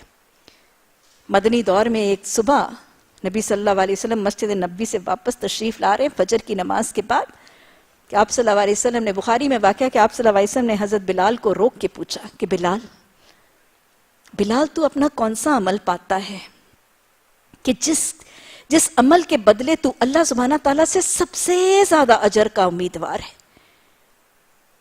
بلال تو اپنا کون سا عمل پاتا ہے کہ جس کے بدلے تو اللہ سے اپنے رب سے سب سے زیادہ اجر کا امیدوار ہے؟ کہ بلال، آج جنت نے میں نے اپنے قدموں کے آگے تیرے قدموں کی چاپ سنی. یہ بلال حبشی ہیں. رسول رحمت صلی اللہ علیہ وسلم بخاری کی صحیح حدیث پہ فرماتے ہیں کہ بلال، آج میں نے اپنے قدموں کے آگے تیرے قدموں کی چاپ سنی. بلال فرماتے ہیں یا رسول اللہ صلی اللہ علیہ وسلم، میرا ایک عمل ہے جو میں مدامت کے ساتھ کرتا ہوں. یاد رکھیے گا اللہ کو عمل میں مدامت بھی پسند ہے، ہمیشگی، پرسسٹنس، دوام. یہ جو ہوتا ہے نا ایک موسمی سا رنگ دین کا، ایک موسمی سا تعلق قرآن کا، ایک نیکی کا غبار اور بخار آنا، پھر اس کے بعد بالکل جھاگ کی طرح بیٹھ جانا، اللہ وہ بھی قبول ہی کرتا ہے. لیکن اللہ کو دوام پسند ہے. عمل چاہے چھوٹا ہی کیوں نہ ہو لیکن پرسسٹنس، پرسیورنس اور ثابت قدمی کے ساتھ. اور ربنا ثبت اقدامنا. یا رسول اللہ صلی اللہ علیہ وسلم، میرا ایک عمل ہے جو میں دوام کے ساتھ کرتا ہوں کہ جب بھی میں وضو کرتا ہوں مجھے جتنے بھی نوافل کی توفیق ہوتی ہے میں ہلکے پھلکے کچھ نوافل ادا کر لیتا ہوں. نیکی پر تکبر بھی نہیں ہے، عاجزی بھی ہے، انکساری بھی ہے اور ان کا تذکرہ بھی ہے. کیونکہ آپ نے پوچھا یہ کون سے نوافل ہیں جو حضرت بلال حبشی کے لیے آسان ہیں؟ ارے لوگوں کے لیے فجر بھاری، لوگوں کے لیے عشر بھاری، لوگوں کے لیے عصر بھاری. بلال حبشی کے لیے تحیت الوضو کے نوافل ہلکے. اب سمجھ آئی ہے؟ وہ پتھر کی سلیں بھی پھول بن جاتی تھی، وہ پتھر کی سلیں بھی ہلکی ہو جاتی تھی. کس کے لیے؟ جس کے لیے نماز ہلکی ہے، جس کے لیے نماز ہلکی ہو جائے. رب کی اطاعت کے راستے میں مشکلات اور دشواریاں گزارنے میں صبر اس کے لیے مشکل نہیں رہ جاتا. رب اجعلنی مقیم الصلاۃ ومن ذریتی، رب اجعلنی مقیم الصلاۃ ومن ذریتی، اللہم اجعلنی صبورا واجعلنی شکورا. اللہ سبحانہ تعالیٰ نے فرما دیا کہ نماز ان کی نمازوں میں خشوع ہے، اور جن کے لیے نماز ہلکی ہے ان کے لیے صبر ہے. یا بنی اسرائیل اذکروا نعمتی التی انعمت علیکم وانی فضلتکم علی العالمین. کیا فضیلت دی تھی؟ نبیوں کی لڑیاں، آسمانی کتابیں، کتنی تو فضیلتیں دی تھیں. اس دن سے ڈر جاؤ، اس دن سے ڈر جاؤ جب کہ کوئی کسی کے کام نہیں آئے گا، نہ کسی کی سفارش قبول ہوگی، نہ کسی کو فدیہ لے کر چھوڑا جائے گا، اور نہ ہی مجرموں کو کہیں سے مدد مل سکے گی. عقیدہ سفارش اور شفاعت پہ انشاءاللہ وضاحت سے پھر کسی دن بات ہوگی. یاد کرو وہ وقت، یاد کرو وہ وقت جب ہم نے تمہیں فرعونیوں کی غلامی سے نجات دی تھی. اب اسپیسیفکلی سورہ بقرہ میں حضرت موسیٰ علیہ السلام کے پیروکاروں کا یہودیوں کا حاملان تورات کا قصہ آئے گا. کیونکہ بنی اسرائیل میں دوالین بھی ہیں، بنی اسرائیل میں مغضوب بھی ہیں، عیسائی بھی ہیں، یہودی بھی ہیں. سورہ بقرہ میں اب خاص طور پر یہاں سے آگے حضرت موسیٰ علیہ السلام کے پیروکار، وہ لوگ جو اپنے آپ کو یہودی کہتے تھے، ان کا تذکرہ آئے گا. تذکرہ کیوں آئے گا؟ تاکہ مغضوب کے رستے دکھا دیے جائیں اور ہدایت کے طالب اس رستے سے بچ جائیں، ان رویوں سے اجتناب اور پرہیز کریں. اور ویسے نبی صلی اللہ علیہ وسلم نے پیشن گوئی بھی فرمائی تھی اور تنبیہ بھی فرمائی تھی. آپ نے فرمایا تھا تم ہر وہ کام کرو گے جو اہل کتاب نے کیا، یعنی میری امت کے پیروکار ہر وہ کام کریں گے جو اہل کتاب نے کیا، یہاں تک کہ اگر وہ کسی کھو کی بل میں گھسے ہیں تو تم بھی کھو کی بل ہی میں گھسو گے، اور اگر انہوں نے ماں سے زنا کیا تو تم بھی ماں سے زنا کرو گے. ہر وہ کام جو یہود اور نصارہ نے کیا وہ تم کرو گے، اور ایسے ایسے حماقت والے کام اور ایسے ایسے خطرناک کام اور ایسے ایسے قبیح اور حرام کاموں کا ارتکاب اگر انہوں نے کیا تو لکم دینکم ولی دین کہنے کے باوجود تم وہی کرو گے. اور کیا خیال ہے ایسی رداد ہے؟ معلوم ہے آپ کو ماں سے زنا کا گناہ سود کے گناہ کی 70 شاخیں ہیں، اس میں سے سب سے چھوٹی شاخ جو ہے وہ ماں کے ساتھ زنا کے برابر ہے. اور سود کا 1 درہم کھانا ماں کے ساتھ 36 دفعہ زنا کے برابر ہے. یہ سود کس نے شروع کیا تھا؟ یہود نے شروع کیا تھا. یہ ماں کے ساتھ سودی کا زنا کا کاروبار کر کے، یہ ماں کے ساتھ زنا کر کے سود کھانے والا طریقہ یہود نے کیا تھا. کیا آج امت رسول صلی اللہ علیہ وسلم کے اندر اس کا پہیہ رواں نہیں ہے؟ اس کا سکہ جاری نہیں ہے؟ تو ہمیں یہ قصہ اس لیے بتایا جا رہا ہے کہ انہوں نے یہ کام کیے تھے. یہ مغضوب لوگوں کے رویے، تم ان کے قصوں کو پڑھ کے ان رویوں کو نہ اپنانا. اور ویسے حدیث میں تنبیہ موجود ہے کہ تم یہ کرو گے، ان رویوں کو نہ دہرانا. یہ سیکھ لو، یہ سمجھ لو، یہ جان لو. حضرت موسیٰ علیہ السلام کا قصہ کوئی قصہ گوئی کے لیے نہیں آتا ہے، اپنی اصلاح کے لیے اور ان رویوں سے بچنے کے لیے آتا ہے. وہ رویے جو غضب بالائے غضب کا معاملہ کر گئے قوم کو. اور ویسے بھی میں آپ کو آگے چلنے سے پہلے بتا دوں کہ جب بھی حضرت موسیٰ علیہ السلام کی قوم کا قصہ اور یہ والا حصہ خاص طور پر میں پڑھتی ہوں، مجھے بالکل بر صغیر پاک و ہند کے مسلمانوں سے مشابہت لگتی. حضرت موسیٰ علیہ السلام اور فرعونیوں کے قوم اور ان سے نجات، اور پھر اس کے بعد اس قوم کا رویہ من سب کانٹیننٹ کے پاکستانی مسلمانوں کی تاریخ ایسے ایک کو نکالو اور دوسری، بالکل وہی رویے، وہی ردادے، وہی داستان. اللہ ہمیں مغضوب کے رویے کو سمجھ کے اپنے رویے کی ان قباحتوں کو بر وقت مہلت عمل میں آئیڈینٹیفائی کر کے اپنے سے وہ رویے نکال کے اپنی اصلاح کی توفیق عطا فرما دے. یاد کرو وہ وقت جب ہم نے تمہیں فرعونیوں کی غلامی سے نجات بخشی تھی. انہوں نے تمہیں سخت عذاب میں مبتلا کر رکھا تھا. ابھی میں نے آپ کو بنی اسرائیل کی تاریخ بتائی، عراق سے ہجرت فلسطین، اور فلسطین میں پھر ان کی اولاد حضرت اسحاق، حضرت یعقوب، اور پھر حضرت یعقوب علیہ السلام کے بیٹے حضرت یوسف علیہ السلام کے توسط سے بنی اسرائیل مصر پہنچتے ہیں۔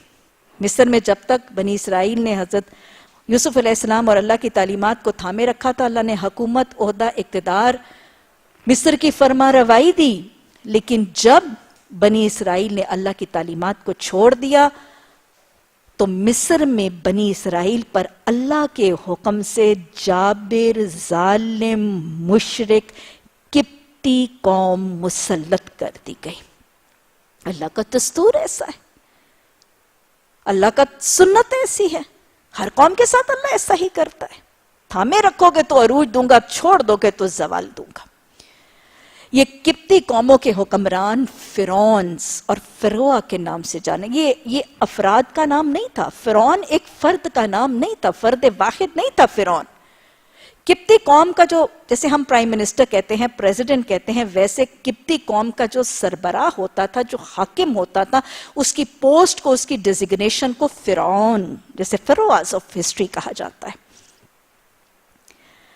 یہ قوم ان کے اوپر، ان کو غلام بنا لیا، مغلوب ہو گئے، اور یہ قبطی فرعون ان کے اوپر ظلم کی چکی چلانے لگے، انتہا درجے کا ظلم، عقوبتیں، استبداد، زیادتیاں، مار پیٹ، ٹارچر۔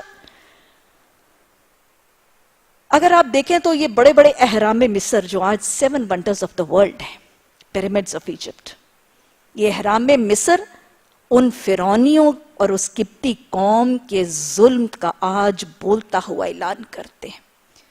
یہ قبطی قوم ان بنی اسرائیل کے غلام قوموں کو مارتی تھی، پیٹتی تھی، بڑے بڑے پہاڑوں سے پتھر کاٹنے اور تراشنے پر مجبور کرنا، اور پھر سلیجز کے اوپر، اور پھر ان کو نائل کے اکراس، دریائے نیل کے اکراس سلیجز پہ لا کے انسانوں، جانوروں کی طرح ان کو کھینچ کے، گھسیٹ کے یہاں پہ اہرام مصر کی تعمیر کی جگہ منتقل کرنا، یہ ان کے اوپر ظلم اور استبداد کی چکی کی روداد ہیں۔ یہ اہرام مصر، وہ بنی اسرائیل کے اوپر وہ ظلم کی داستانوں کی روداد یہ اہرام مصر آج بتاتے ہیں، وہ 7 ونڈرز آف دا ورلڈ۔ اور پھر صرف یہ نہیں کرتے تھے، تمہارے لڑکوں کو ذبح کرتے تھے، تمہاری لڑکیوں کو چھوڑ دیتے تھے، اور اس حالت میں تمہارے رب کی طرف سے بہت بڑی آزمائش تھی۔ یہ بھی قبطی قوموں نے ایک اگلا ظلم ڈھایا، اور پھر ظاہر ہے یہ دوہرا ظلم تھا۔ ایک تو بیٹوں کو قتل کرنا، اولاد نرینہ کو ماؤں کی گودوں سے کھینچ کے قتل کر دینا، بیٹوں کو ذبح کرنا، اور پھر جب سارے کے سارے بیٹے ان کے قتل ہو جاتے تھے تو پھر ان کے اندر ان کی عورتیں جو ہیں وہ نکاح سے محروم ہو جاتی تھی، پھر ان کی عورتوں کو اپنی نسلوں میں لے جا کر ان کی نسل کشی بھی کرتی۔ دوہرا عذاب تھا۔ ذالکم بلاء من ربکم عظیم، یہ بہت بڑی آزمائش تھی، یہ دوہری آزمائش تھی ان کے لیے۔ یہ بیٹوں کو قتل کرنے کی سزا قبطی قوم کے فرعونیوں نے 2 دفعہ دی تھی۔ پہلی دفعہ جب حضرت موسیٰ علیہ السلام کی ولادت سے پہلے اس دور کے فرعون حکمران نے خواب دیکھا تھا، اور خواب میں اس نے دیکھا تھا کہ اس بنی اسرائیل کی قوم میں سے ایک بچہ پیدا ہوگا جو جوان ہو کے میری حکومت کا تختہ الٹ دے گا۔ اس سے تعبیر بھی پوچھی، اور پھر تعبیر کے مطابق اس نے اس خوف سے اپنی حکومت، اپنے عہدے کے خوف کے لحاظ سے اس نے اتنی ظلم کی انتہا کر دی کہ اس نے اپنے فوجیوں کو حکم دے دیا کہ بنی اسرائیل کے قوم کے اندر پیدا ہونے والے ہر بیٹے کو، کیونکہ اس کو پیدا ہونے والے بیٹوں سے اپنی حکومت کے جانے کا خوف تھا۔ دیکھیں دنیا کی محبت، حب جا کیا کیا ظلم کرواتی ہے۔ ان کے بیٹوں کو ماؤں کی گودوں سے پکڑ کے وہ چھین چھین کے قتل کرتے تھے۔ 1 سال قتل کیا جاتا تھا اور 1 سال چھوڑ دیا جاتا تھا۔ حضرت موسیٰ علیہ السلام جس سال پیدا ہوئے ہیں اس سال لڑکوں کو قتل کرنے کا حکم تھا، اسی لیے وہ ساری روداد۔ اور حضرت ہارون علیہ السلام، حضرت موسیٰ علیہ السلام کے بھائی جس سال پیدا ہوئے ہیں اس سال بیٹوں کو چھوڑ دینے کا حکم تھا۔ اسی لیے حضرت موسیٰ علیہ السلام اس ساری روداد سے فرعون کے محل میں پہنچتے ہیں، اور حضرت ہارون نے اپنی ماں ہی کی گود میں تربیت، اور وہیں پہ معاملہ ہوا تھا۔ بہرحال یہ روداد آگے کیسے چلی، ہم انشاءاللہ آگے سورہ شعراء، سورہ قصص انبیاء میں یہ واقعات پھر آتے رہیں گے اور وہاں پڑھیں گے ہم۔ اور پھر دوسری دفعہ لڑکوں کو ذبح کرنے کا حکم فرعون نے کب دیا تھا؟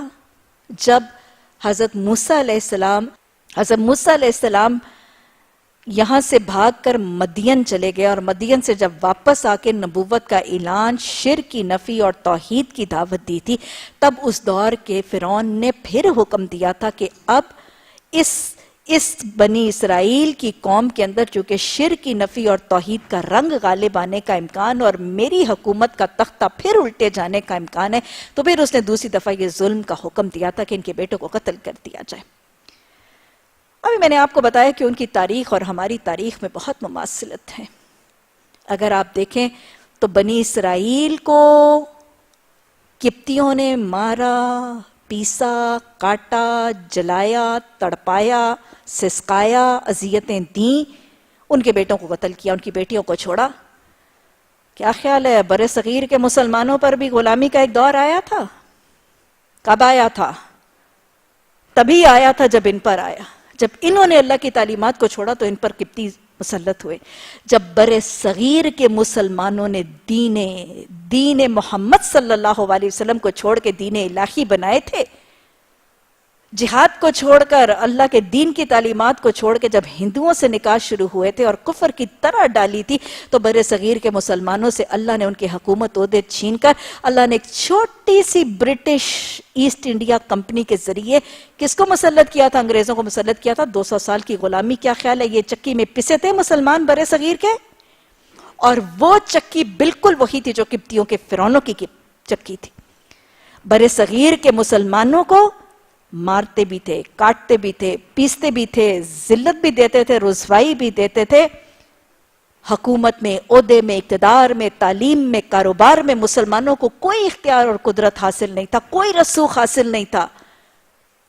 اپنی ٹرینوں کے ڈبوں کے اوپر ان انگریزوں نے لکھا ہوتا تھا، اپنی فرسٹ کلاس کے ڈبوں کے اوپر وہ انگریز لکھتے تھے مسلمانوں کے لیے dogs and Muslims not allowed. اور پھر جلیاں والا باغ، 1857 کی وار آف انڈیپینڈنس، کیسے مسلمانوں کے اس بر صغیر پاک و ہند کے مسلمانوں کے مردوں کو چن چن کے پکڑ کے قتل کیا گیا، رودات ملتی چھپتی۔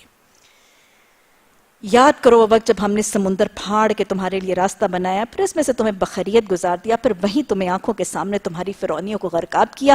روداد انشاءاللہ ہم وضاحت سے پڑھیں گے کہ کیسے اللہ سبحانہ تعالیٰ نے حضرت موسیٰ علیہ السلام کو راتوں رات ہجرت کرنے کا حکم دیا تھا۔ ساری قوم پیچھے گئی تھی اور اللہ سبحانہ تعالیٰ نے سمندر کو پھاڑا تھا، اور یہ حضرت موسیٰ علیہ السلام کے پیروکار بخیریت اور عافیت جو ہیں وہ سمندر میں سے گزر گئے تھے، اور اللہ کے حکم سے فرعون کا لشکر گزرنے کی کوشش میں سب کا سب ان کے آنکھوں کے سامنے غرقاب ہوا تھا۔ دشمن بھی مرا اور آنکھیں بھی ٹھنڈی ہوئیں۔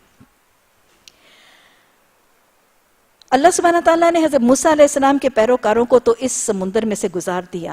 کیا خیال ہے پاک و ہند کے مسلمان بھی کوئی سمندر عبور کر کے آئے تھے؟ اگر آپ رودادیں پڑھیں پارٹیشن آف انڈیا کی اور پارٹیشن آف پاکستان کی 1947 کی تاریخ پڑھیں تو جو مہاجر وہاں سے مہاجر انڈیا سے پاکستان آئے تھے وہ بھی آگ اور خون کے سمندروں کو عبور کر کے ہی آئے تھے۔ وہ لٹے پٹے مہاجروں کے قافلے جب پورے کے پورے انڈیا سے پاکستان آتے تھے تو وہ بھی حقیقتاً اللہ کے کرم اور فضل سے وہ سکھ خون کی ہولی کھیلتے تھے اور وہ آگ کی شمع جلاتے تھے۔ یہ خون اور آگ کے سمندروں کو عبور کر کے یہ مہاجر پاکستان بخیریت و عافیت آ گئے تھے اور یہ بستی آباد ہو گئی تھی۔ یاد کرو جب ہم نے موسیٰ کو شبانہ روز قرارداد پر بلایا تو اس کے پیچھے تم نے بچڑے کو اپنا معبود بنا لی، اس وقت تم نے بڑی زیادتی کی تھی۔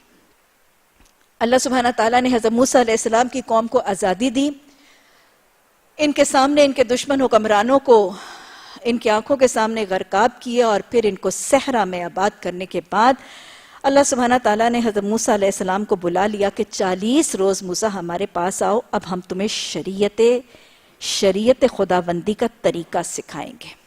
جب تک یہ بنی اسرائیل جب تک مصر میں تھے، فرعونیوں کے نیچے تھے، تب تک ان کو شریعت نہیں دی گئی تھی۔ ان کو اسلام دیا گیا تھا، ایمان، عقائد اور بنیادی عبادات سکھا دی گئی تھی، لیکن شریعت پوری نہیں دی گئی تھی۔ شریعت کب دی گئی؟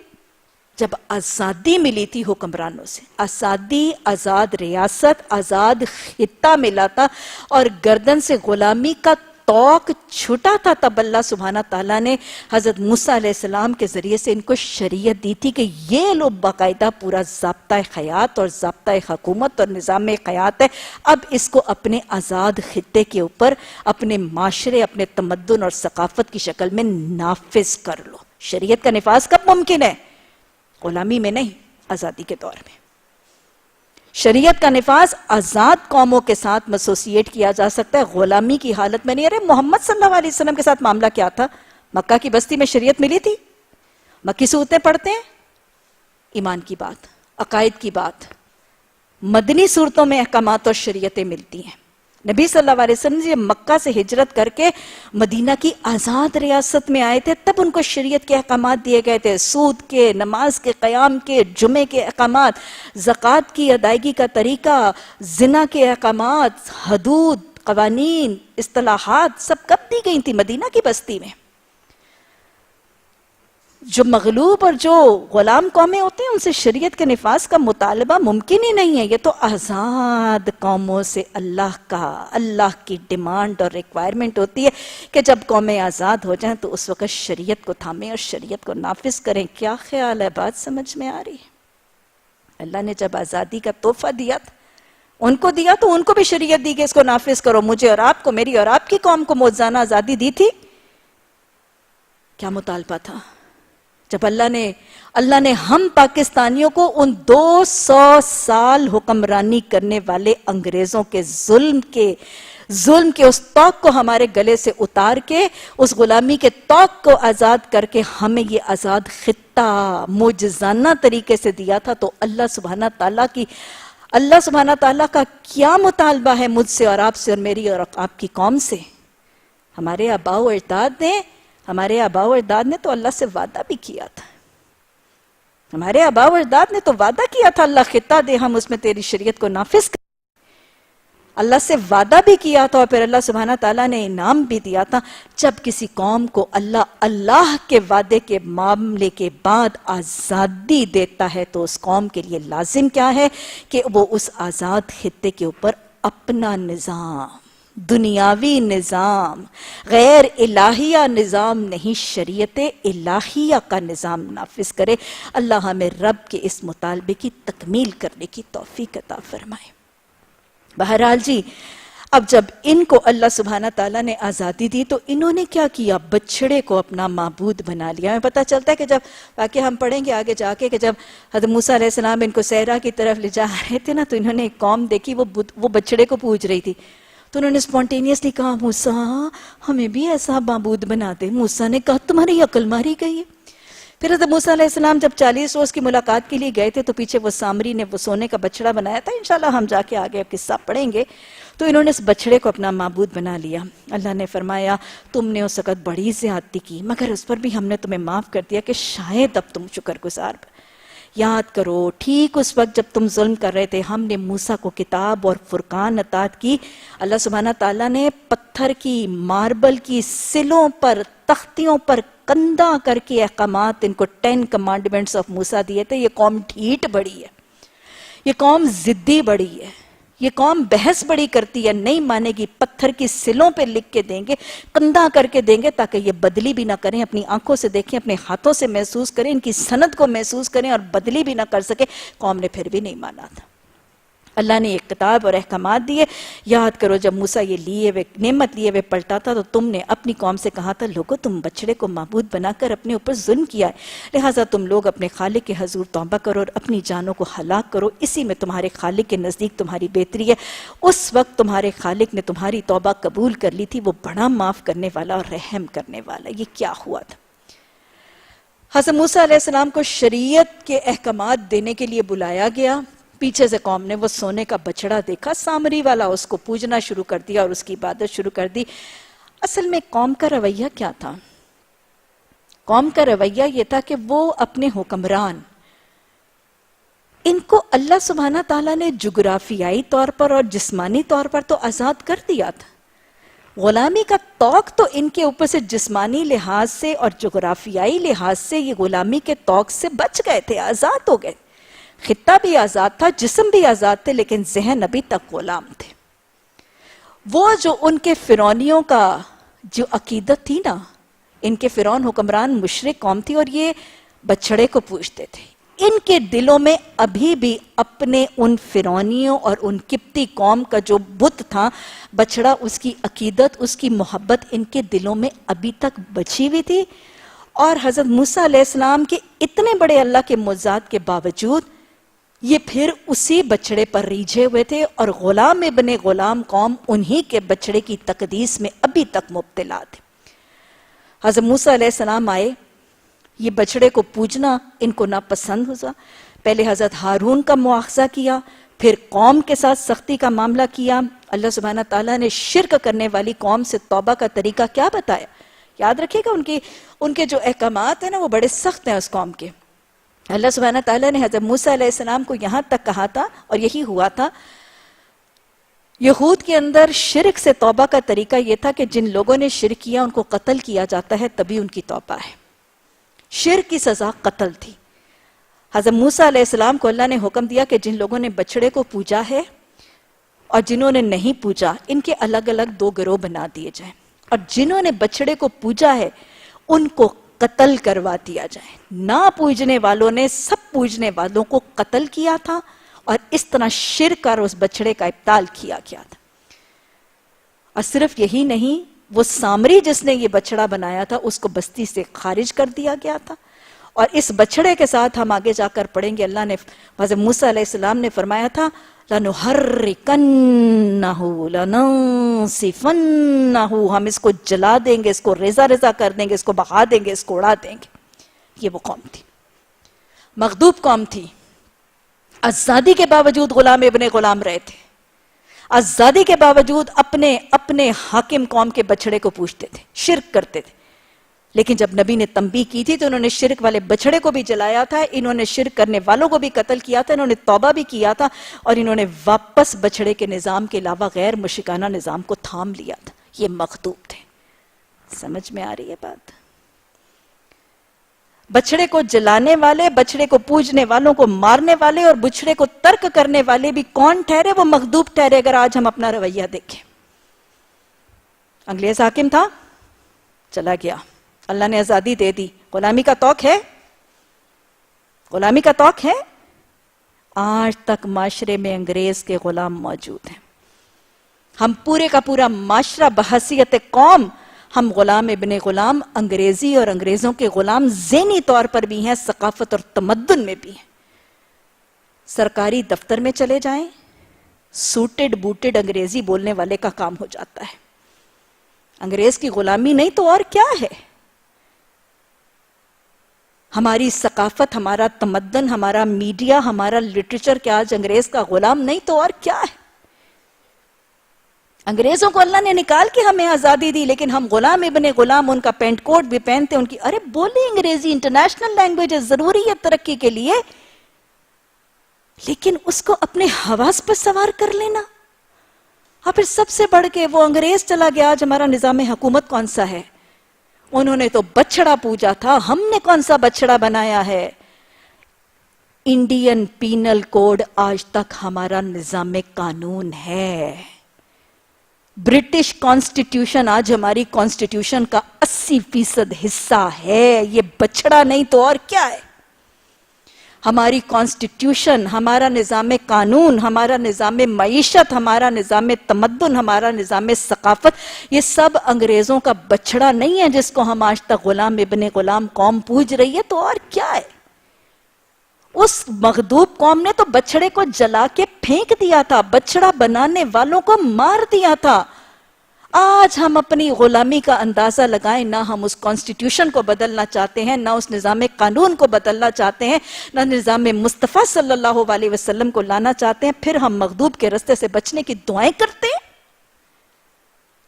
بچڑا ہم نے اپنے گلوں میں پالا ہے اس کانسٹیٹیوشن کا، اس نظام قانون کا، اور میری قوم آج تیار نہیں ہے نظام مصطفیٰ صلی اللہ علیہ وسلم پر. یہ بچڑا نہیں، یہ مغضوب کا رویہ نہیں، اس سے بدتر رویہ ہے. یہ تو کرم میرے مولا کا ہے کہ بات اب تک بنی ہوئی ہے. ہماری قوم کا رویہ اس مغضوب قوم سے زیادہ بدتر ہے. انہوں نے بچڑے کو جلا بھی دیا تھا، انہوں نے بچڑے کو بہا بھی دیا تھا، بچڑا پوجنے والوں کو قتل بھی کر دیا تھا. ہم اس بچڑے کو، اس کانسٹیٹیوشن کو، اس سارے کے سارے نظام کو اپنے سروں کا تاج بنا کے بیٹھے بھی ہوئے ہیں، اور اس کو بدلنے پہ ہم ریزسٹ بھی کر رہے ہیں. وہ جو پیغام ہے کسی یکجائی سے بہتے غلامی کر لو، ملت احمد مرسل کو مقامی کر لو، اس کو ماننے پہ آج میری قوم تیار نہیں. یہ بچڑا نہیں تو اور کیا ہے؟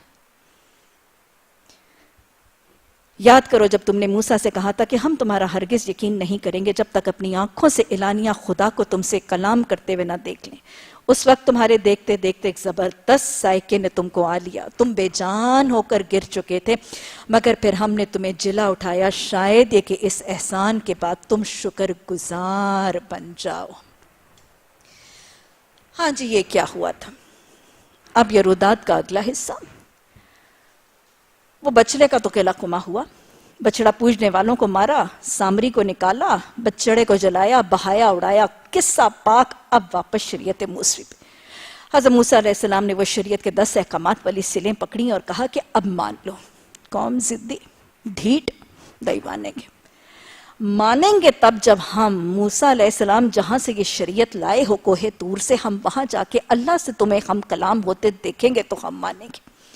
70 لوگوں کا ایک وفد تیار کر لیا گیا. قوم سٹبن ہے، آبسٹینیٹ ہے، انکار حق کی وجہ سمجھ میں آ رہی ہے لگاتار، ضد، ڈھٹائی. 70 لوگوں کا ایک وفد تیار کیا گیا. حضرت موسیٰ علیہ السلام کے ساتھ گئے، کوہ طور پر گئے. وہاں اللہ سبحانہ تعالیٰ کو حضرت موسیٰ کلیم اللہ سے ہم کلام ہوتے ہوئے دیکھا. انہوں نے، یہ مغضوب تھے، ہم کلام ہوتے ہوئے دیکھا. انہوں نے کہا نہیں، ہم تو نہیں مانیں گے جب تک ہم اللہ کو خود نہیں دیکھیں گے. استغفر اللہ ربی. نہ موسیٰ علیہ السلام نے دیکھا، نہ محمد صلی اللہ علیہ وسلم نے دیکھا. انہوں نے اتنی بڑی جسارت کر دی. پھر آسمان سے ایک بجلی گری، آسمان سے ایک بجلی، ایک سائیکے نے ان کو آ لیا، اور یہ 70 کے 70 جو سردار تھے یہ سب کے سب ہلاک ہو گئے. اب جب یہ 70 سرغنہ سردار بنی اسرائیل کے، جن کو حضرت موسیٰ علیہ السلام تصدیق کے لیے، ریکنفرمیشن کے لیے لے کر گئے تھے کہ یہ مانیں گے تو قوم بھی مان لے گی ان کی بات، یہ 70 کے 70 مر گئے. بجلی کی وجہ سے سب مر گئے. حضرت موسیٰ علیہ السلام کو تو مزید فکر لاحق ہوئی، قوم پہلے نہیں مانتی، اب میں تصدیق کے لیے ان کے 70 سردار لایا ہوں، اگر اب یہ مر گئے تو وہ تو بالکل نہیں مانیں گی. پھر حضرت موسیٰ علیہ السلام نے دعا کی، الہی ان کو زندہ کر دے، ان کو گواہ بنا دے. اللہ نے معجزہ کیا اور یہ 70 کے 70 پھر ان کو زندگی دی گئی. اس کے باوجود نہ رب کو مانتے تھے، نہ رب کی مانتے تھے، نہ تورات کو مانتے تھے، نہ تورات کی مانتے تھے، نہ شریعت کو تھامتے تھے، نہ نبی کو مانتے تھے. ضد، ٹھٹائی. وہی جو اقبال نے کہا، آئین نو سے ڈرنا، طرز کہن پہ اڑنا، منزل یہی کٹھن ہے قوموں کی زندگی میں. چینج کو ریزسٹ کرنا، پرانے سسٹمز کو کلنگ کرنا، یہ آج میرا اور آپ کی قوم کا بھی طریقہ ہے. اللہ ہمیں آئین نو، اللہ ہمیں اس آئین نو ملت احمد مرسل کو تھامنے کی توفیق عطا فرمائے. اللہ طرز کہن پہ اڑنے سے بچنے کی توفیق عطا فرمائے. اللہ یہ کٹھن منزل ہماری قوم کو طے کرنے کی آسانی عطا فرمائے. اچھا جناب، پھر اللہ نے کیا کیا؟ میں نے تم پر ابر کا سایہ کیا، من اور سلوہ کی غذائیں تمہارے لیے فراہم کی، اور تم سے کہا کہ جو 5 چیزیں ہم نے تمہیں بخشی ہیں نا انہیں کھاؤ. یہ کہاں ہوا؟ ابر کا سایہ، من، سلوہ، چشمے. اذکروا نعمتی التی انعمت علیکم کا حصہ ہے بھائی.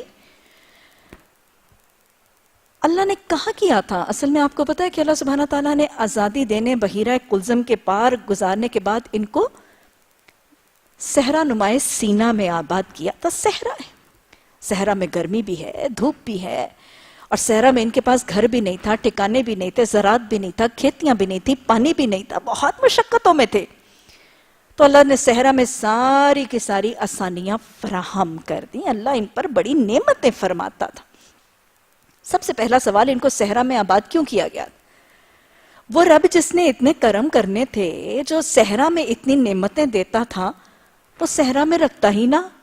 کسی گلو گلزار میں، کسی کوہستانی علاقے میں، کسی بڑی باغ و بہار بستی میں، کسی آباد زمین میں آباد کرتا. why specifically a desert؟ صحرا کیوں منتخب کیا گیا تھا ان کی آباد کاری کے لیے؟ کیوں؟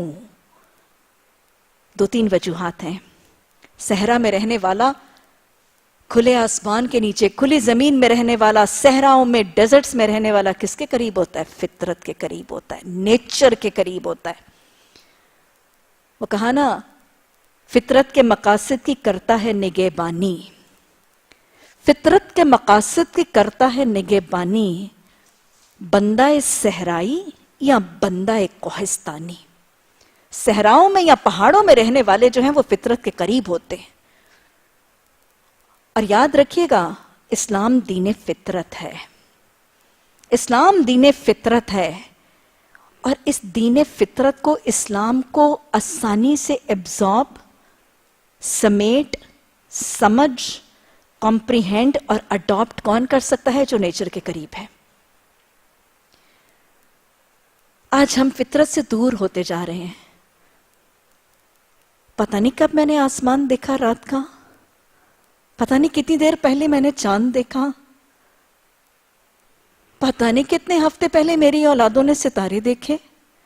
نہ چاند کو دیکھتے ہیں، نہ سورج کو دیکھتے ہیں، نہ فطرت کی اور فطرت کی چیزوں کے قریب ہیں. چاہتے ہیں کہ دین فطرت کو آسانی سے ریڈلی ایکسیپٹ کر لیں، تو ایک تو اپنے اوقات کو فطرت کے اوقات کے مطابق ڈھانپ لیں، اپنے آپ کو فطری طریقوں کا عادی بنا لیں، اور پھر اپنے آپ کو نیچر اور فطرت کے قریب کر لیں. آج ہم اپنے اس آج اتنے ماڈرن اور آئی ٹی کے کوکون ورلڈ میں، ہماری اولادیں ریموٹس، ٹی ویز، آئی ٹیز، فیس بکس، فطرت سے اتنے دور، فطرت سے اتنے خائف، فطرت سے اتنے منقطع. کہیں یہی وجہ تو نہیں دین فطرت سے منقطع ہو جانے کی؟ خود بھی ذرا فطرت کے قریب، فطرت کے عادی، فطرت کو قریب، نیچر کو بھی دیکھیں، نیچر کو observe بھی کریں. انشاءاللہ دین فطرت زیادہ آسانی سے، رب کی پہچان بھی زیادہ آسانی سے آئے گی. اور دوسری وجہ، آپ کو پتہ ہے کہ جو صحرا میں زندگی ہے وہ بہت سخت ہوتی ہے، مشقت طلب ہوتی ہے. صحرا میں زندگی گزارنے والے لوگ بھی کیسے ہوتے ہیں؟ Tough, Hardy, resilient. جسمانی طور پر مشقت کے، مصیبتوں کے، گرمی، سردی، دھوپ، چھاؤں، جاڑا، طوفان.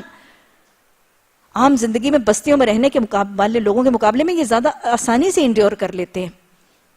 آپ کو پتہ ہے کہ عربوں کا طریقہ تھا کہ اپنے بچوں کو مضبوط کرنے کے لیے اور سرداری کی شان پیدا کرنے کے لیے کہاں بھیج دیتے تھے؟ دائیا. کہاں ہوتی تھی؟ صحراؤں میں رہتی تھی یہ دائیائیں. صرف اپنی عورتوں کو دودھ پلانے سے چھٹی دینے کے لیے نہیں، یہ عرب لوگ اپنے جو بچے ہوتے تھے ان کو دائیاؤں کے حوالے کر دیتے تھے. وہاں پہ ان کی رضاعت بھی ہوتی تھی، اپنی عورتوں کے علاوہ کوئی اور ان کے بچوں کی رضاعت بھی کرتا تھا. اور یہ سرداروں کی بیٹیاں اور سرداروں کی بہویں جو ہیں وہ اپنے بچوں کو رضاعت کرنے سے بچ بھی جاتی تھی. But there was more to it کہ وہ بچے جب صحرا میں، ڈیزرٹ میں پلتے تھے تو وہ زیادہ مضبوط اور جسمانی طور پر زیادہ اعصابی اور جسمانی طور پر بہت طاقتور ہو جاتے تھے. اور ویسے بھی عربوں کا طریقہ تھا کہ جب ان کے اونٹوں کے بھی بچے ہوتے تھے نا، تو یہ اپنے اونٹوں کو بھی زیادہ مضبوط کرنے کے لیے اور یہ دیکھنے کے لیے کون سا اونٹ جو ہے وہ اس قابل ہے کہ وہ واقعی ہماری وہ صحرا کی ساری مشقتوں کو برداشت بھی کر پائے گا، وہ اپنے اونٹوں کے بچوں کے پاؤں اور ٹانگیں باندھ کے ان کو ریت کے اوپر پھینک دیتے تھے اور ہفتہ ہفتہ پھینک دیتے تھے. اب جو بچ جاتا تھا وہ ان کے کام کا ہوتا تھا، اور جو نہیں بچتا تھا وہ ان کے کام کا نہیں ہوتا. تو یہ وہ صحرا کو جو ایکسپوجر ہے یہ جسمانی طور پر زیادہ مضبوط کر دیتا ہے. اور اگر آپ دیکھیں تو اللہ سبحانہ تعالیٰ نے محمد صلی اللہ علیہ وسلم کے دین کے لیے بھی پھر کن کو منتخب کیا تھا؟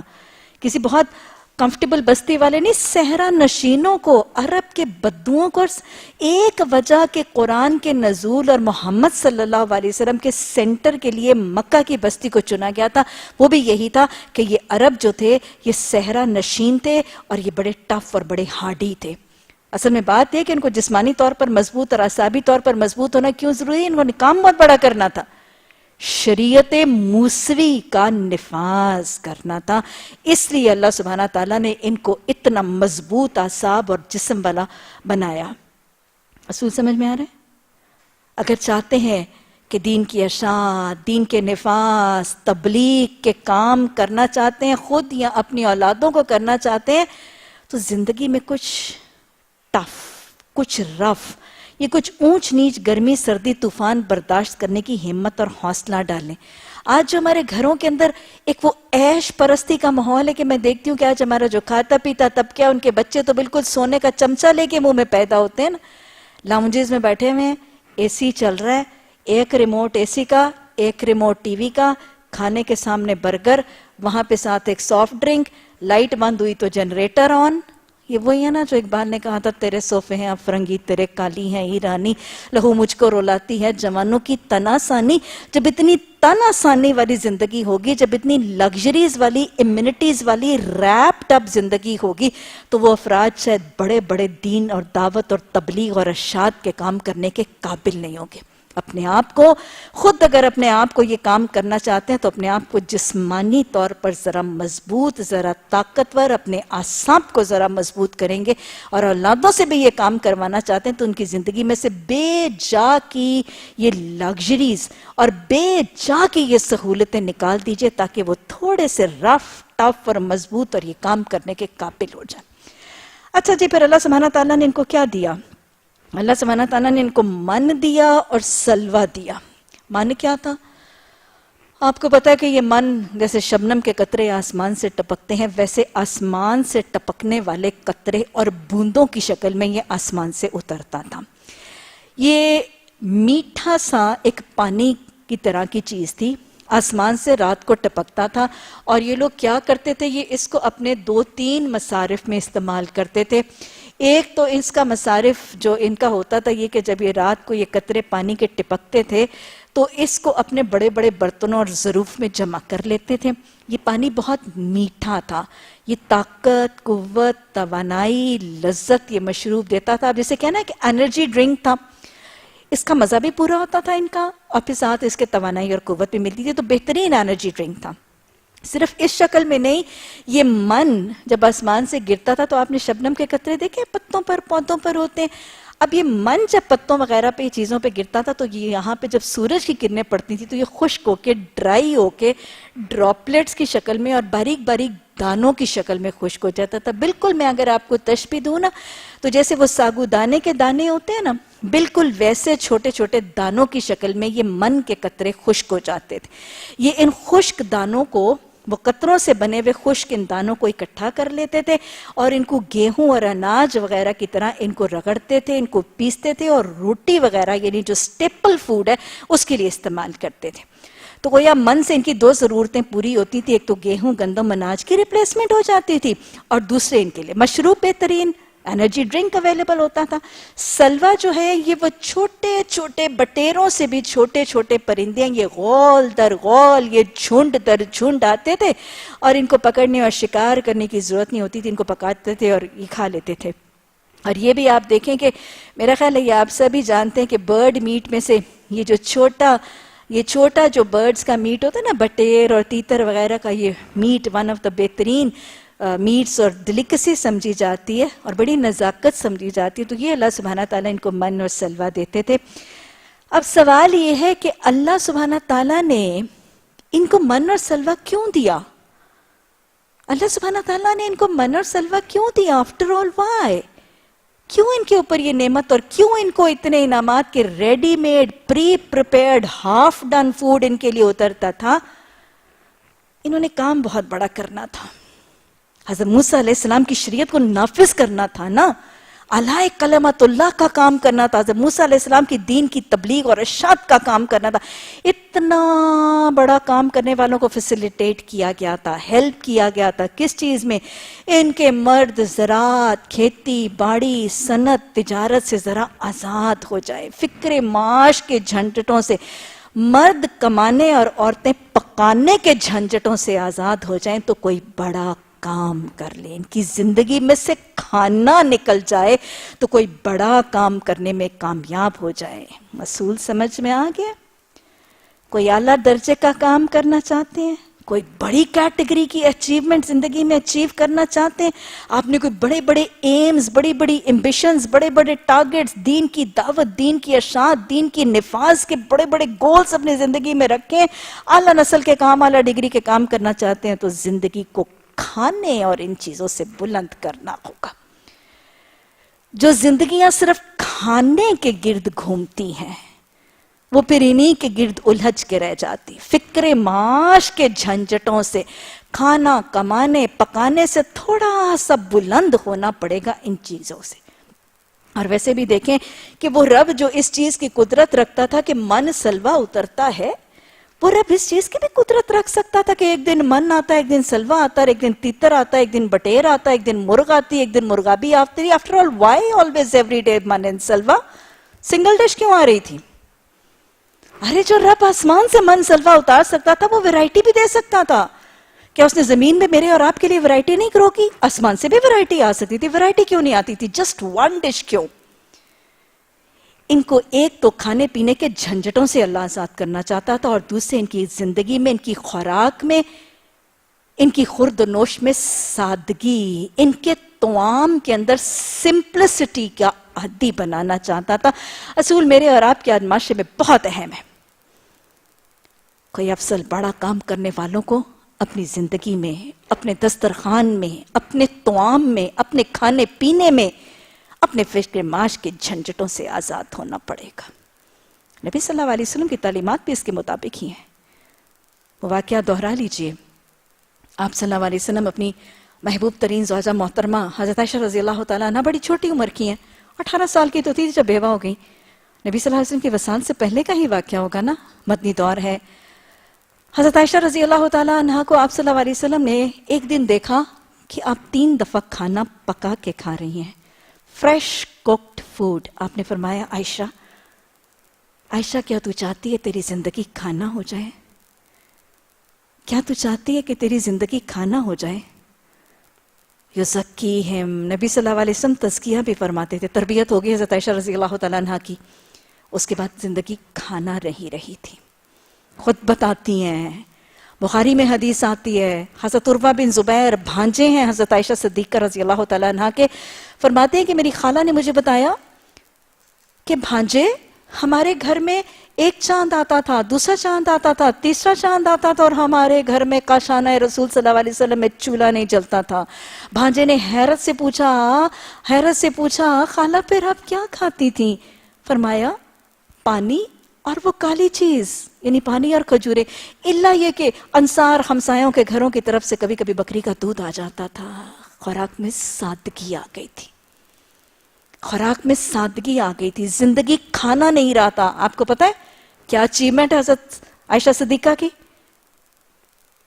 نبی صلی اللہ علیہ وسلم کے صحابہ کرام میں حضرت ابو ہریرہ نے سب سے زیادہ احادیث مروی کی ہیں، اور اس کے بعد 2210 احادیث کس سے مروی ہیں؟ ہماری ماں حضرت عائشہ رضی اللہ تعالیٰ عنہ سے۔ زندگی کھانا نہیں رہی تھی، زندگی کھانا نہیں رہ گئی تھی۔ There was much more to it۔ صبح سے لے کے شام تک کھانا نہیں، نکل گئی تھی اس دوڑ میں سے۔ 2210 احادیث مروی، اور صحابہ اکرام فرماتے ہیں ہمیں دین کا چوتھا حصہ اپنی ماں حضرت عائشہ رضی اللہ تعالی عنہا سے ملا۔ حج کرتی ہیں، تبلیغ کر رہی ہیں، ارشاد کر رہی ہیں، قرآن سکھا رہی ہیں، تفسیر سکھا رہی ہیں، حافظہ قرآن ہے۔ زندگی میں افضل اور اعلیٰ کام کرنے کے لیے اس کھانے کی جھنجٹ سے نکل آئی تھیں، بڑے بڑے کام کر گئیں۔ حضرت ابو ہریرہ رضی اللہ تعالیٰ عنہ فکر معاش سے آزاد ہو گئے تھے، بھوک کا حال ہی ہوتا تھا، کھانا نہیں ہوتا تھا، بے ہوش ہو جاتے تھے غش کھا کے۔ سب سے زیادہ احادیث حضرت ابو ہریرہ رضی اللہ تعالیٰ عنہ سے مروی ہیں۔ آپ نے اس دن محمد بن اسماعیل بخاری، امام بخاری کے آپ نے زندگی کے حالات پڑھے تھے کہ بیمار ہو گئے تھے، اور طبیبوں نے جب وجہ ڈائگنوز کی تھی کہ بیماری کی وجہ کیا ہے، تو پتہ چلا تھا کہ سالن نہیں کھایا کتنے سالوں سے ہے، کتنے سالوں سے سالن نہیں کھایا، اور طبیب کہتے تھے کہ آپ کی بیماری کی وجہ ہی ہے کہ آپ روٹی کے ساتھ سالن نہیں کھاتے۔ ان کو قائل کرنے کی کوشش کرتے رہے طبیب، صرف مانے تھے تو کس بات پر کہ روٹی کے ساتھ کھجور کھا لوں گا۔ 6 لاکھ احادیث کا خزانہ تھا، اس میں سے کھنگال کے بخاری شریف لکھی تھی۔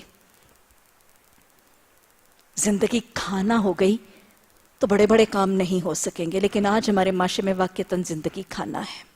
صبح سے شام تک کھانا کھانا کھانا.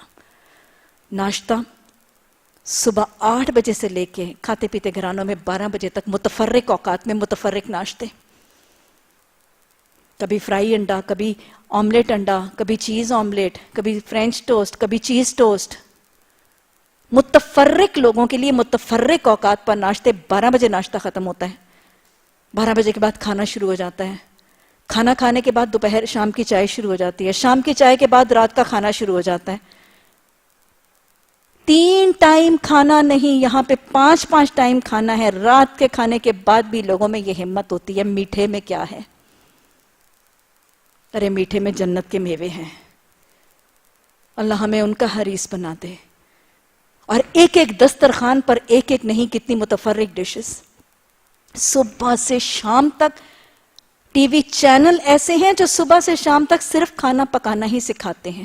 عورتوں کی زندگی کھانا بن گئی آج. ہمارے اسلامی ملک کے معاشرے کی 50% سے زیادہ پاپولیشن عورتیں، اور ان 50% عورتوں کی زندگی کا محور اور مرکز ان کی کچن اور ان کے دسترخوان. صبح سے شام تک کوکنگ کلاسز، صبح سے شام تک کوکنگ پروگرامز، نئی ریسیپیز کو اکٹھا کرنا، ان کو پکانا، دسترخوان لگانا، دسترخوان کے اوپر بیٹھ کے اس کھانے کو ڈسکس کرنا، اس طعام کو ڈسکس کرنا، یہ زیادہ یہ کم، آگے سے یہ بنانا، آگے سے وہ بنانا. ایک کھانا ختم ہوگا، اگلے کھانے میں کیا پکے گا کہ ڈسکشن شروع ہو جاتی.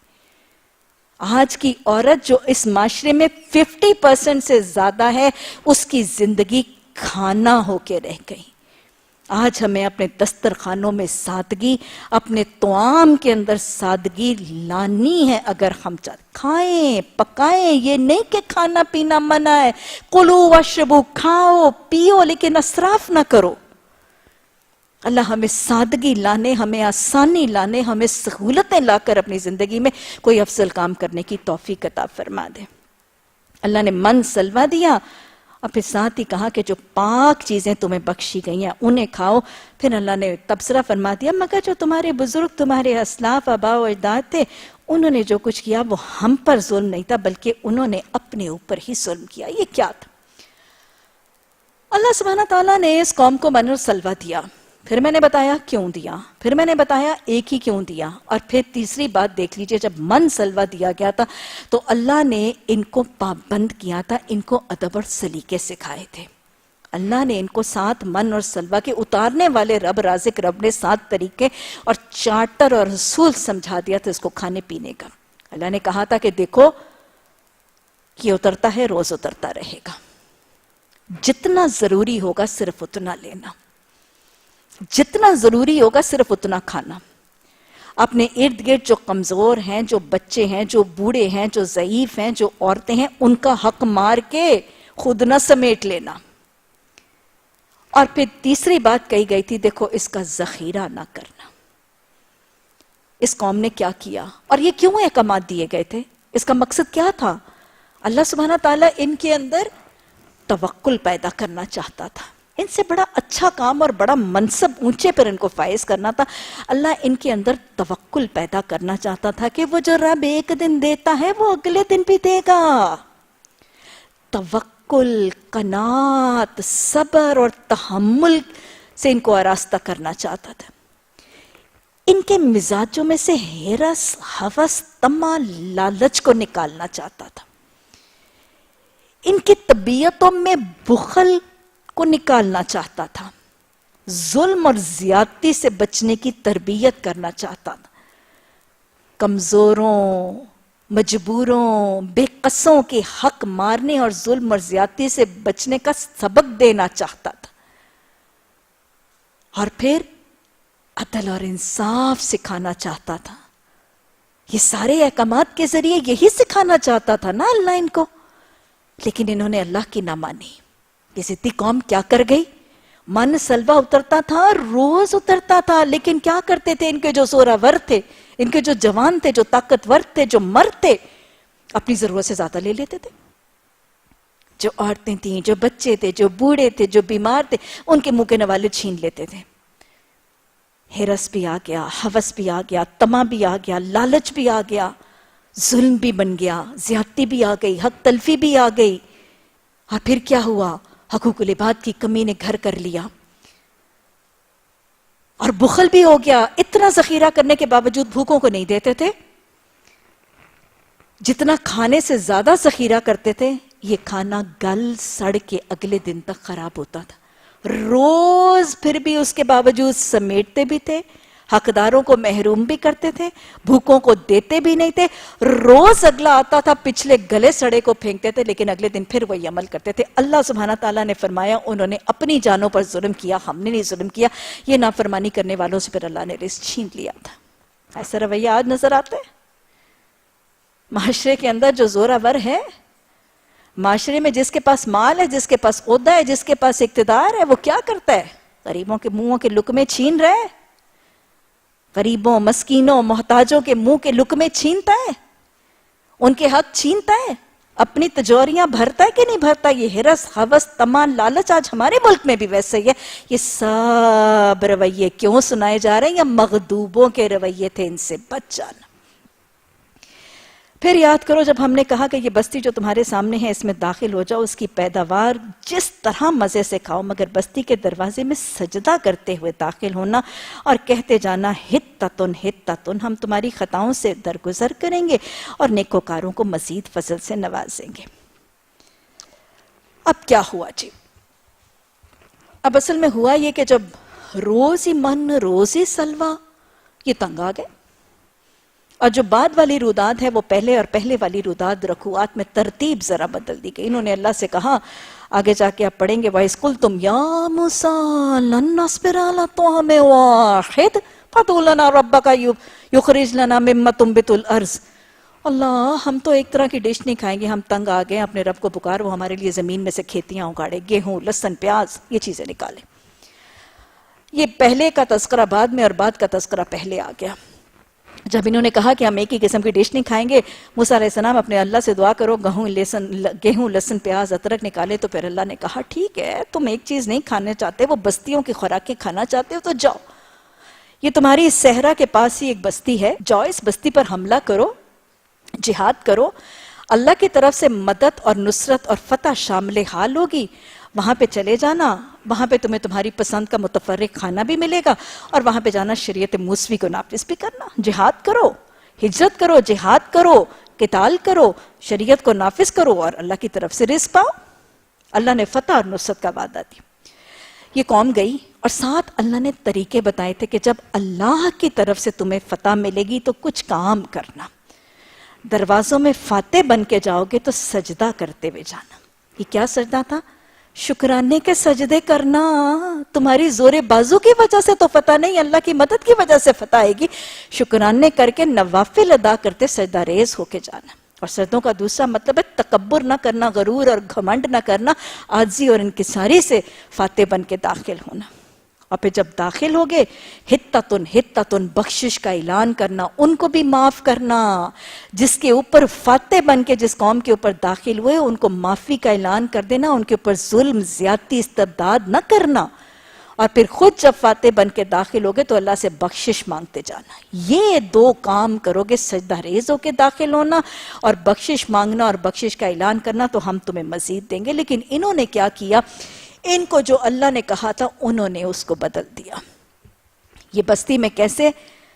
سجدہ ریز ہو کے بھی نہیں، جابر ظالم بن کے داخل ہوئے تھے۔ حتتن کو انہوں نے ہنتتن سے بدل دیا تھا۔ حتتن کا مطلب ہوتا ہے بخشش، بخشش نہ انہوں نے معافی کا اعلان کیا تھا، نہ خود اپنے کام کے لیے بخشش اللہ سے مانگی تھی، اور انہوں نے بلکہ ہنتتن کا مطلب ہوتا ہے گندم، گندم۔ جابر ظالم فاتحین کی طرح یہ قوم، مغلوب قوم، مفتوح قوم سے کیا مانگتے تھے؟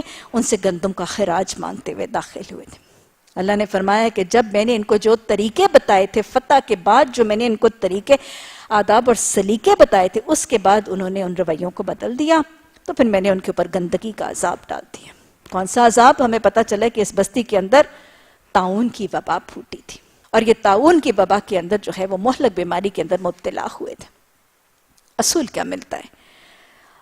ایک بات یہ سمجھ میں آ رہی ہے کہ جب اللہ کی طرف سے کوئی کامیابی، کوئی فتح، کوئی نصرت، کوئی ترقی ہو تو اللہ کیا چاہتا ہے؟ بندہ کیا کرے؟ سجدہ ریز ہو جائے، سجدہ ریز ہو جائے نوافل شکرانے کے، سجدے شکرانے کے، عاجزی اور انکساری کے لیے. اور فتح اور کامیابی پر دوسرا طریقہ بخشش. جن پر فتح اور کامیابی ہوئی ہے ان کو معاف کرنا اور اپنے لیے بھی بخشش کا طلب کرنا. یہ بالکل وہی ہیں تعلیمات جو محمد صلی اللہ علیہ وسلم کو بھی دی گئی. اگر ہم سورہ نصر اور سورہ کوثر کا مضمون دیکھیں تو اس میں بالکل یہی احکامات ہیں. اِنَّا أَعْطَيْنَاكَ الْكَوْثَرَ فَصَلِّ لِرَبِّكَ وَانْحَرْ. جب ہم نعمتیں دیں تو فصلی، نماز پڑھیں اور کیا کریں؟ قربانی کریں. سورہ نصر میں فَسَبِّحْ بِحَمْدِ رَبِّكَ وَاسْتَغْفِرْ، اپنے رب کی حمد و ثنا کرے اور استغفار کرے. کامیابی اور ترقی کے ملنے پر استغفار کیوں؟ بس اوقات کچھ حکومت، عہدہ، اقتدار، کوئی ترقی کو حاصل کرنے کے لیے اللہ کی نافرمانی ہو جاتی ہے. دنیا کی دوڑ میں آگے نکلنے کے لیے اللہ کی سرکشی ہو جاتی ہے، اس لیے اپنے ماضی کے رویوں پر استغفار. بس اوقات کامیابی اور ترقی ملتے وقت کوئی تکبر آ جاتا ہے، اس لیے استغفار. اور بس اوقات کامیابی اور ترقی ملنے کے بعد مستقبل میں غرور اور گھمنڈ اور ظلم کا امکان ہو جاتا ہے، اس لیے مستقبل کے لیے استغفار. اس قوم نے یہ سارے رویے جب نہیں بدلے تو اللہ نے ان پر گندگی کا عذاب طاری کیا. آج ہمیں اپنے معاشرے کے اندر گندگی نظر آتی ہے. ہماری گلیاں، ہماری سڑکیں، ہمارے بازار، ہماری چوکیاں سب گندگی اور غلاظت کے ڈھیروں سے بھری پڑی ہیں. ہمارے دریا گندے، ہماری ہوائیں گندی، نگاہیں گندی، زبانیں گندی، دل گندے. آج کے فلمیں، ڈرامے، موسیقی، media, internet, literature, school, college گند سے بھرے پڑے ہیں. کہیں زنا ہے، کہیں عصمت فروشی ہے، کہیں بے حیائی ہے، کہیں فحاشی ہے، کہیں عریانی ہے. کیا معاشرے میں گند نظر آتے ہیں؟ مسجدوں کے اندر بدعتوں اور شرک کا گند موجود ہے، فرقہ واریت کے گند موجود ہے. معاشرے میں گند نظر آتے ہیں. ان کے اوپر تو طاعون کے گند کی وبا نافذ کی گئی تھی. آج ہمارے اندر بھی گند کے انبار نظر آتے ہیں. کیا وجہ یہی تو نہیں ہے؟ اللہ نے جو طریقے، اللہ نے جو رویے، اللہ نے جو انداز سکھائے تھے ان کو بدل دیا گیا. اللہ ہمیں قرآن کو تھامنے اور اس کی ماننے کی توفیق عطا فرما. اللہ شریعت موسوی محمد صلی اللہ علیہ وسلم کو نافذ کر کے اس نظام کی سربلندی میں اپنا کردار ادا کرنے کی توفیق عطا فرما. اللہ مغضوب علیہم کا جو عبرتناک رویہ تو نے دکھایا، اللہ اس کے مقابلے میں اپنا محاسبہ کر کے اپنی عملی کوتاہیوں کا اعتراف، استغفار اور اصلاح کے راستے پر چلنے والی خوش نصیب قوم بنا. ربنا لا تزغ قلوبنا بعد إذ هديتنا وهب لنا من لدنك الرحمة إنك أنت الوهاب. سبحانك اللهم وبحمدك نشهد أن لا إله إلا أنت نستغفرك ونتوب إليك. سبحان ربك رب العزة عما يصفون وسلام على المرسلين والحمد لله رب العالمين. آمين ثم آمين.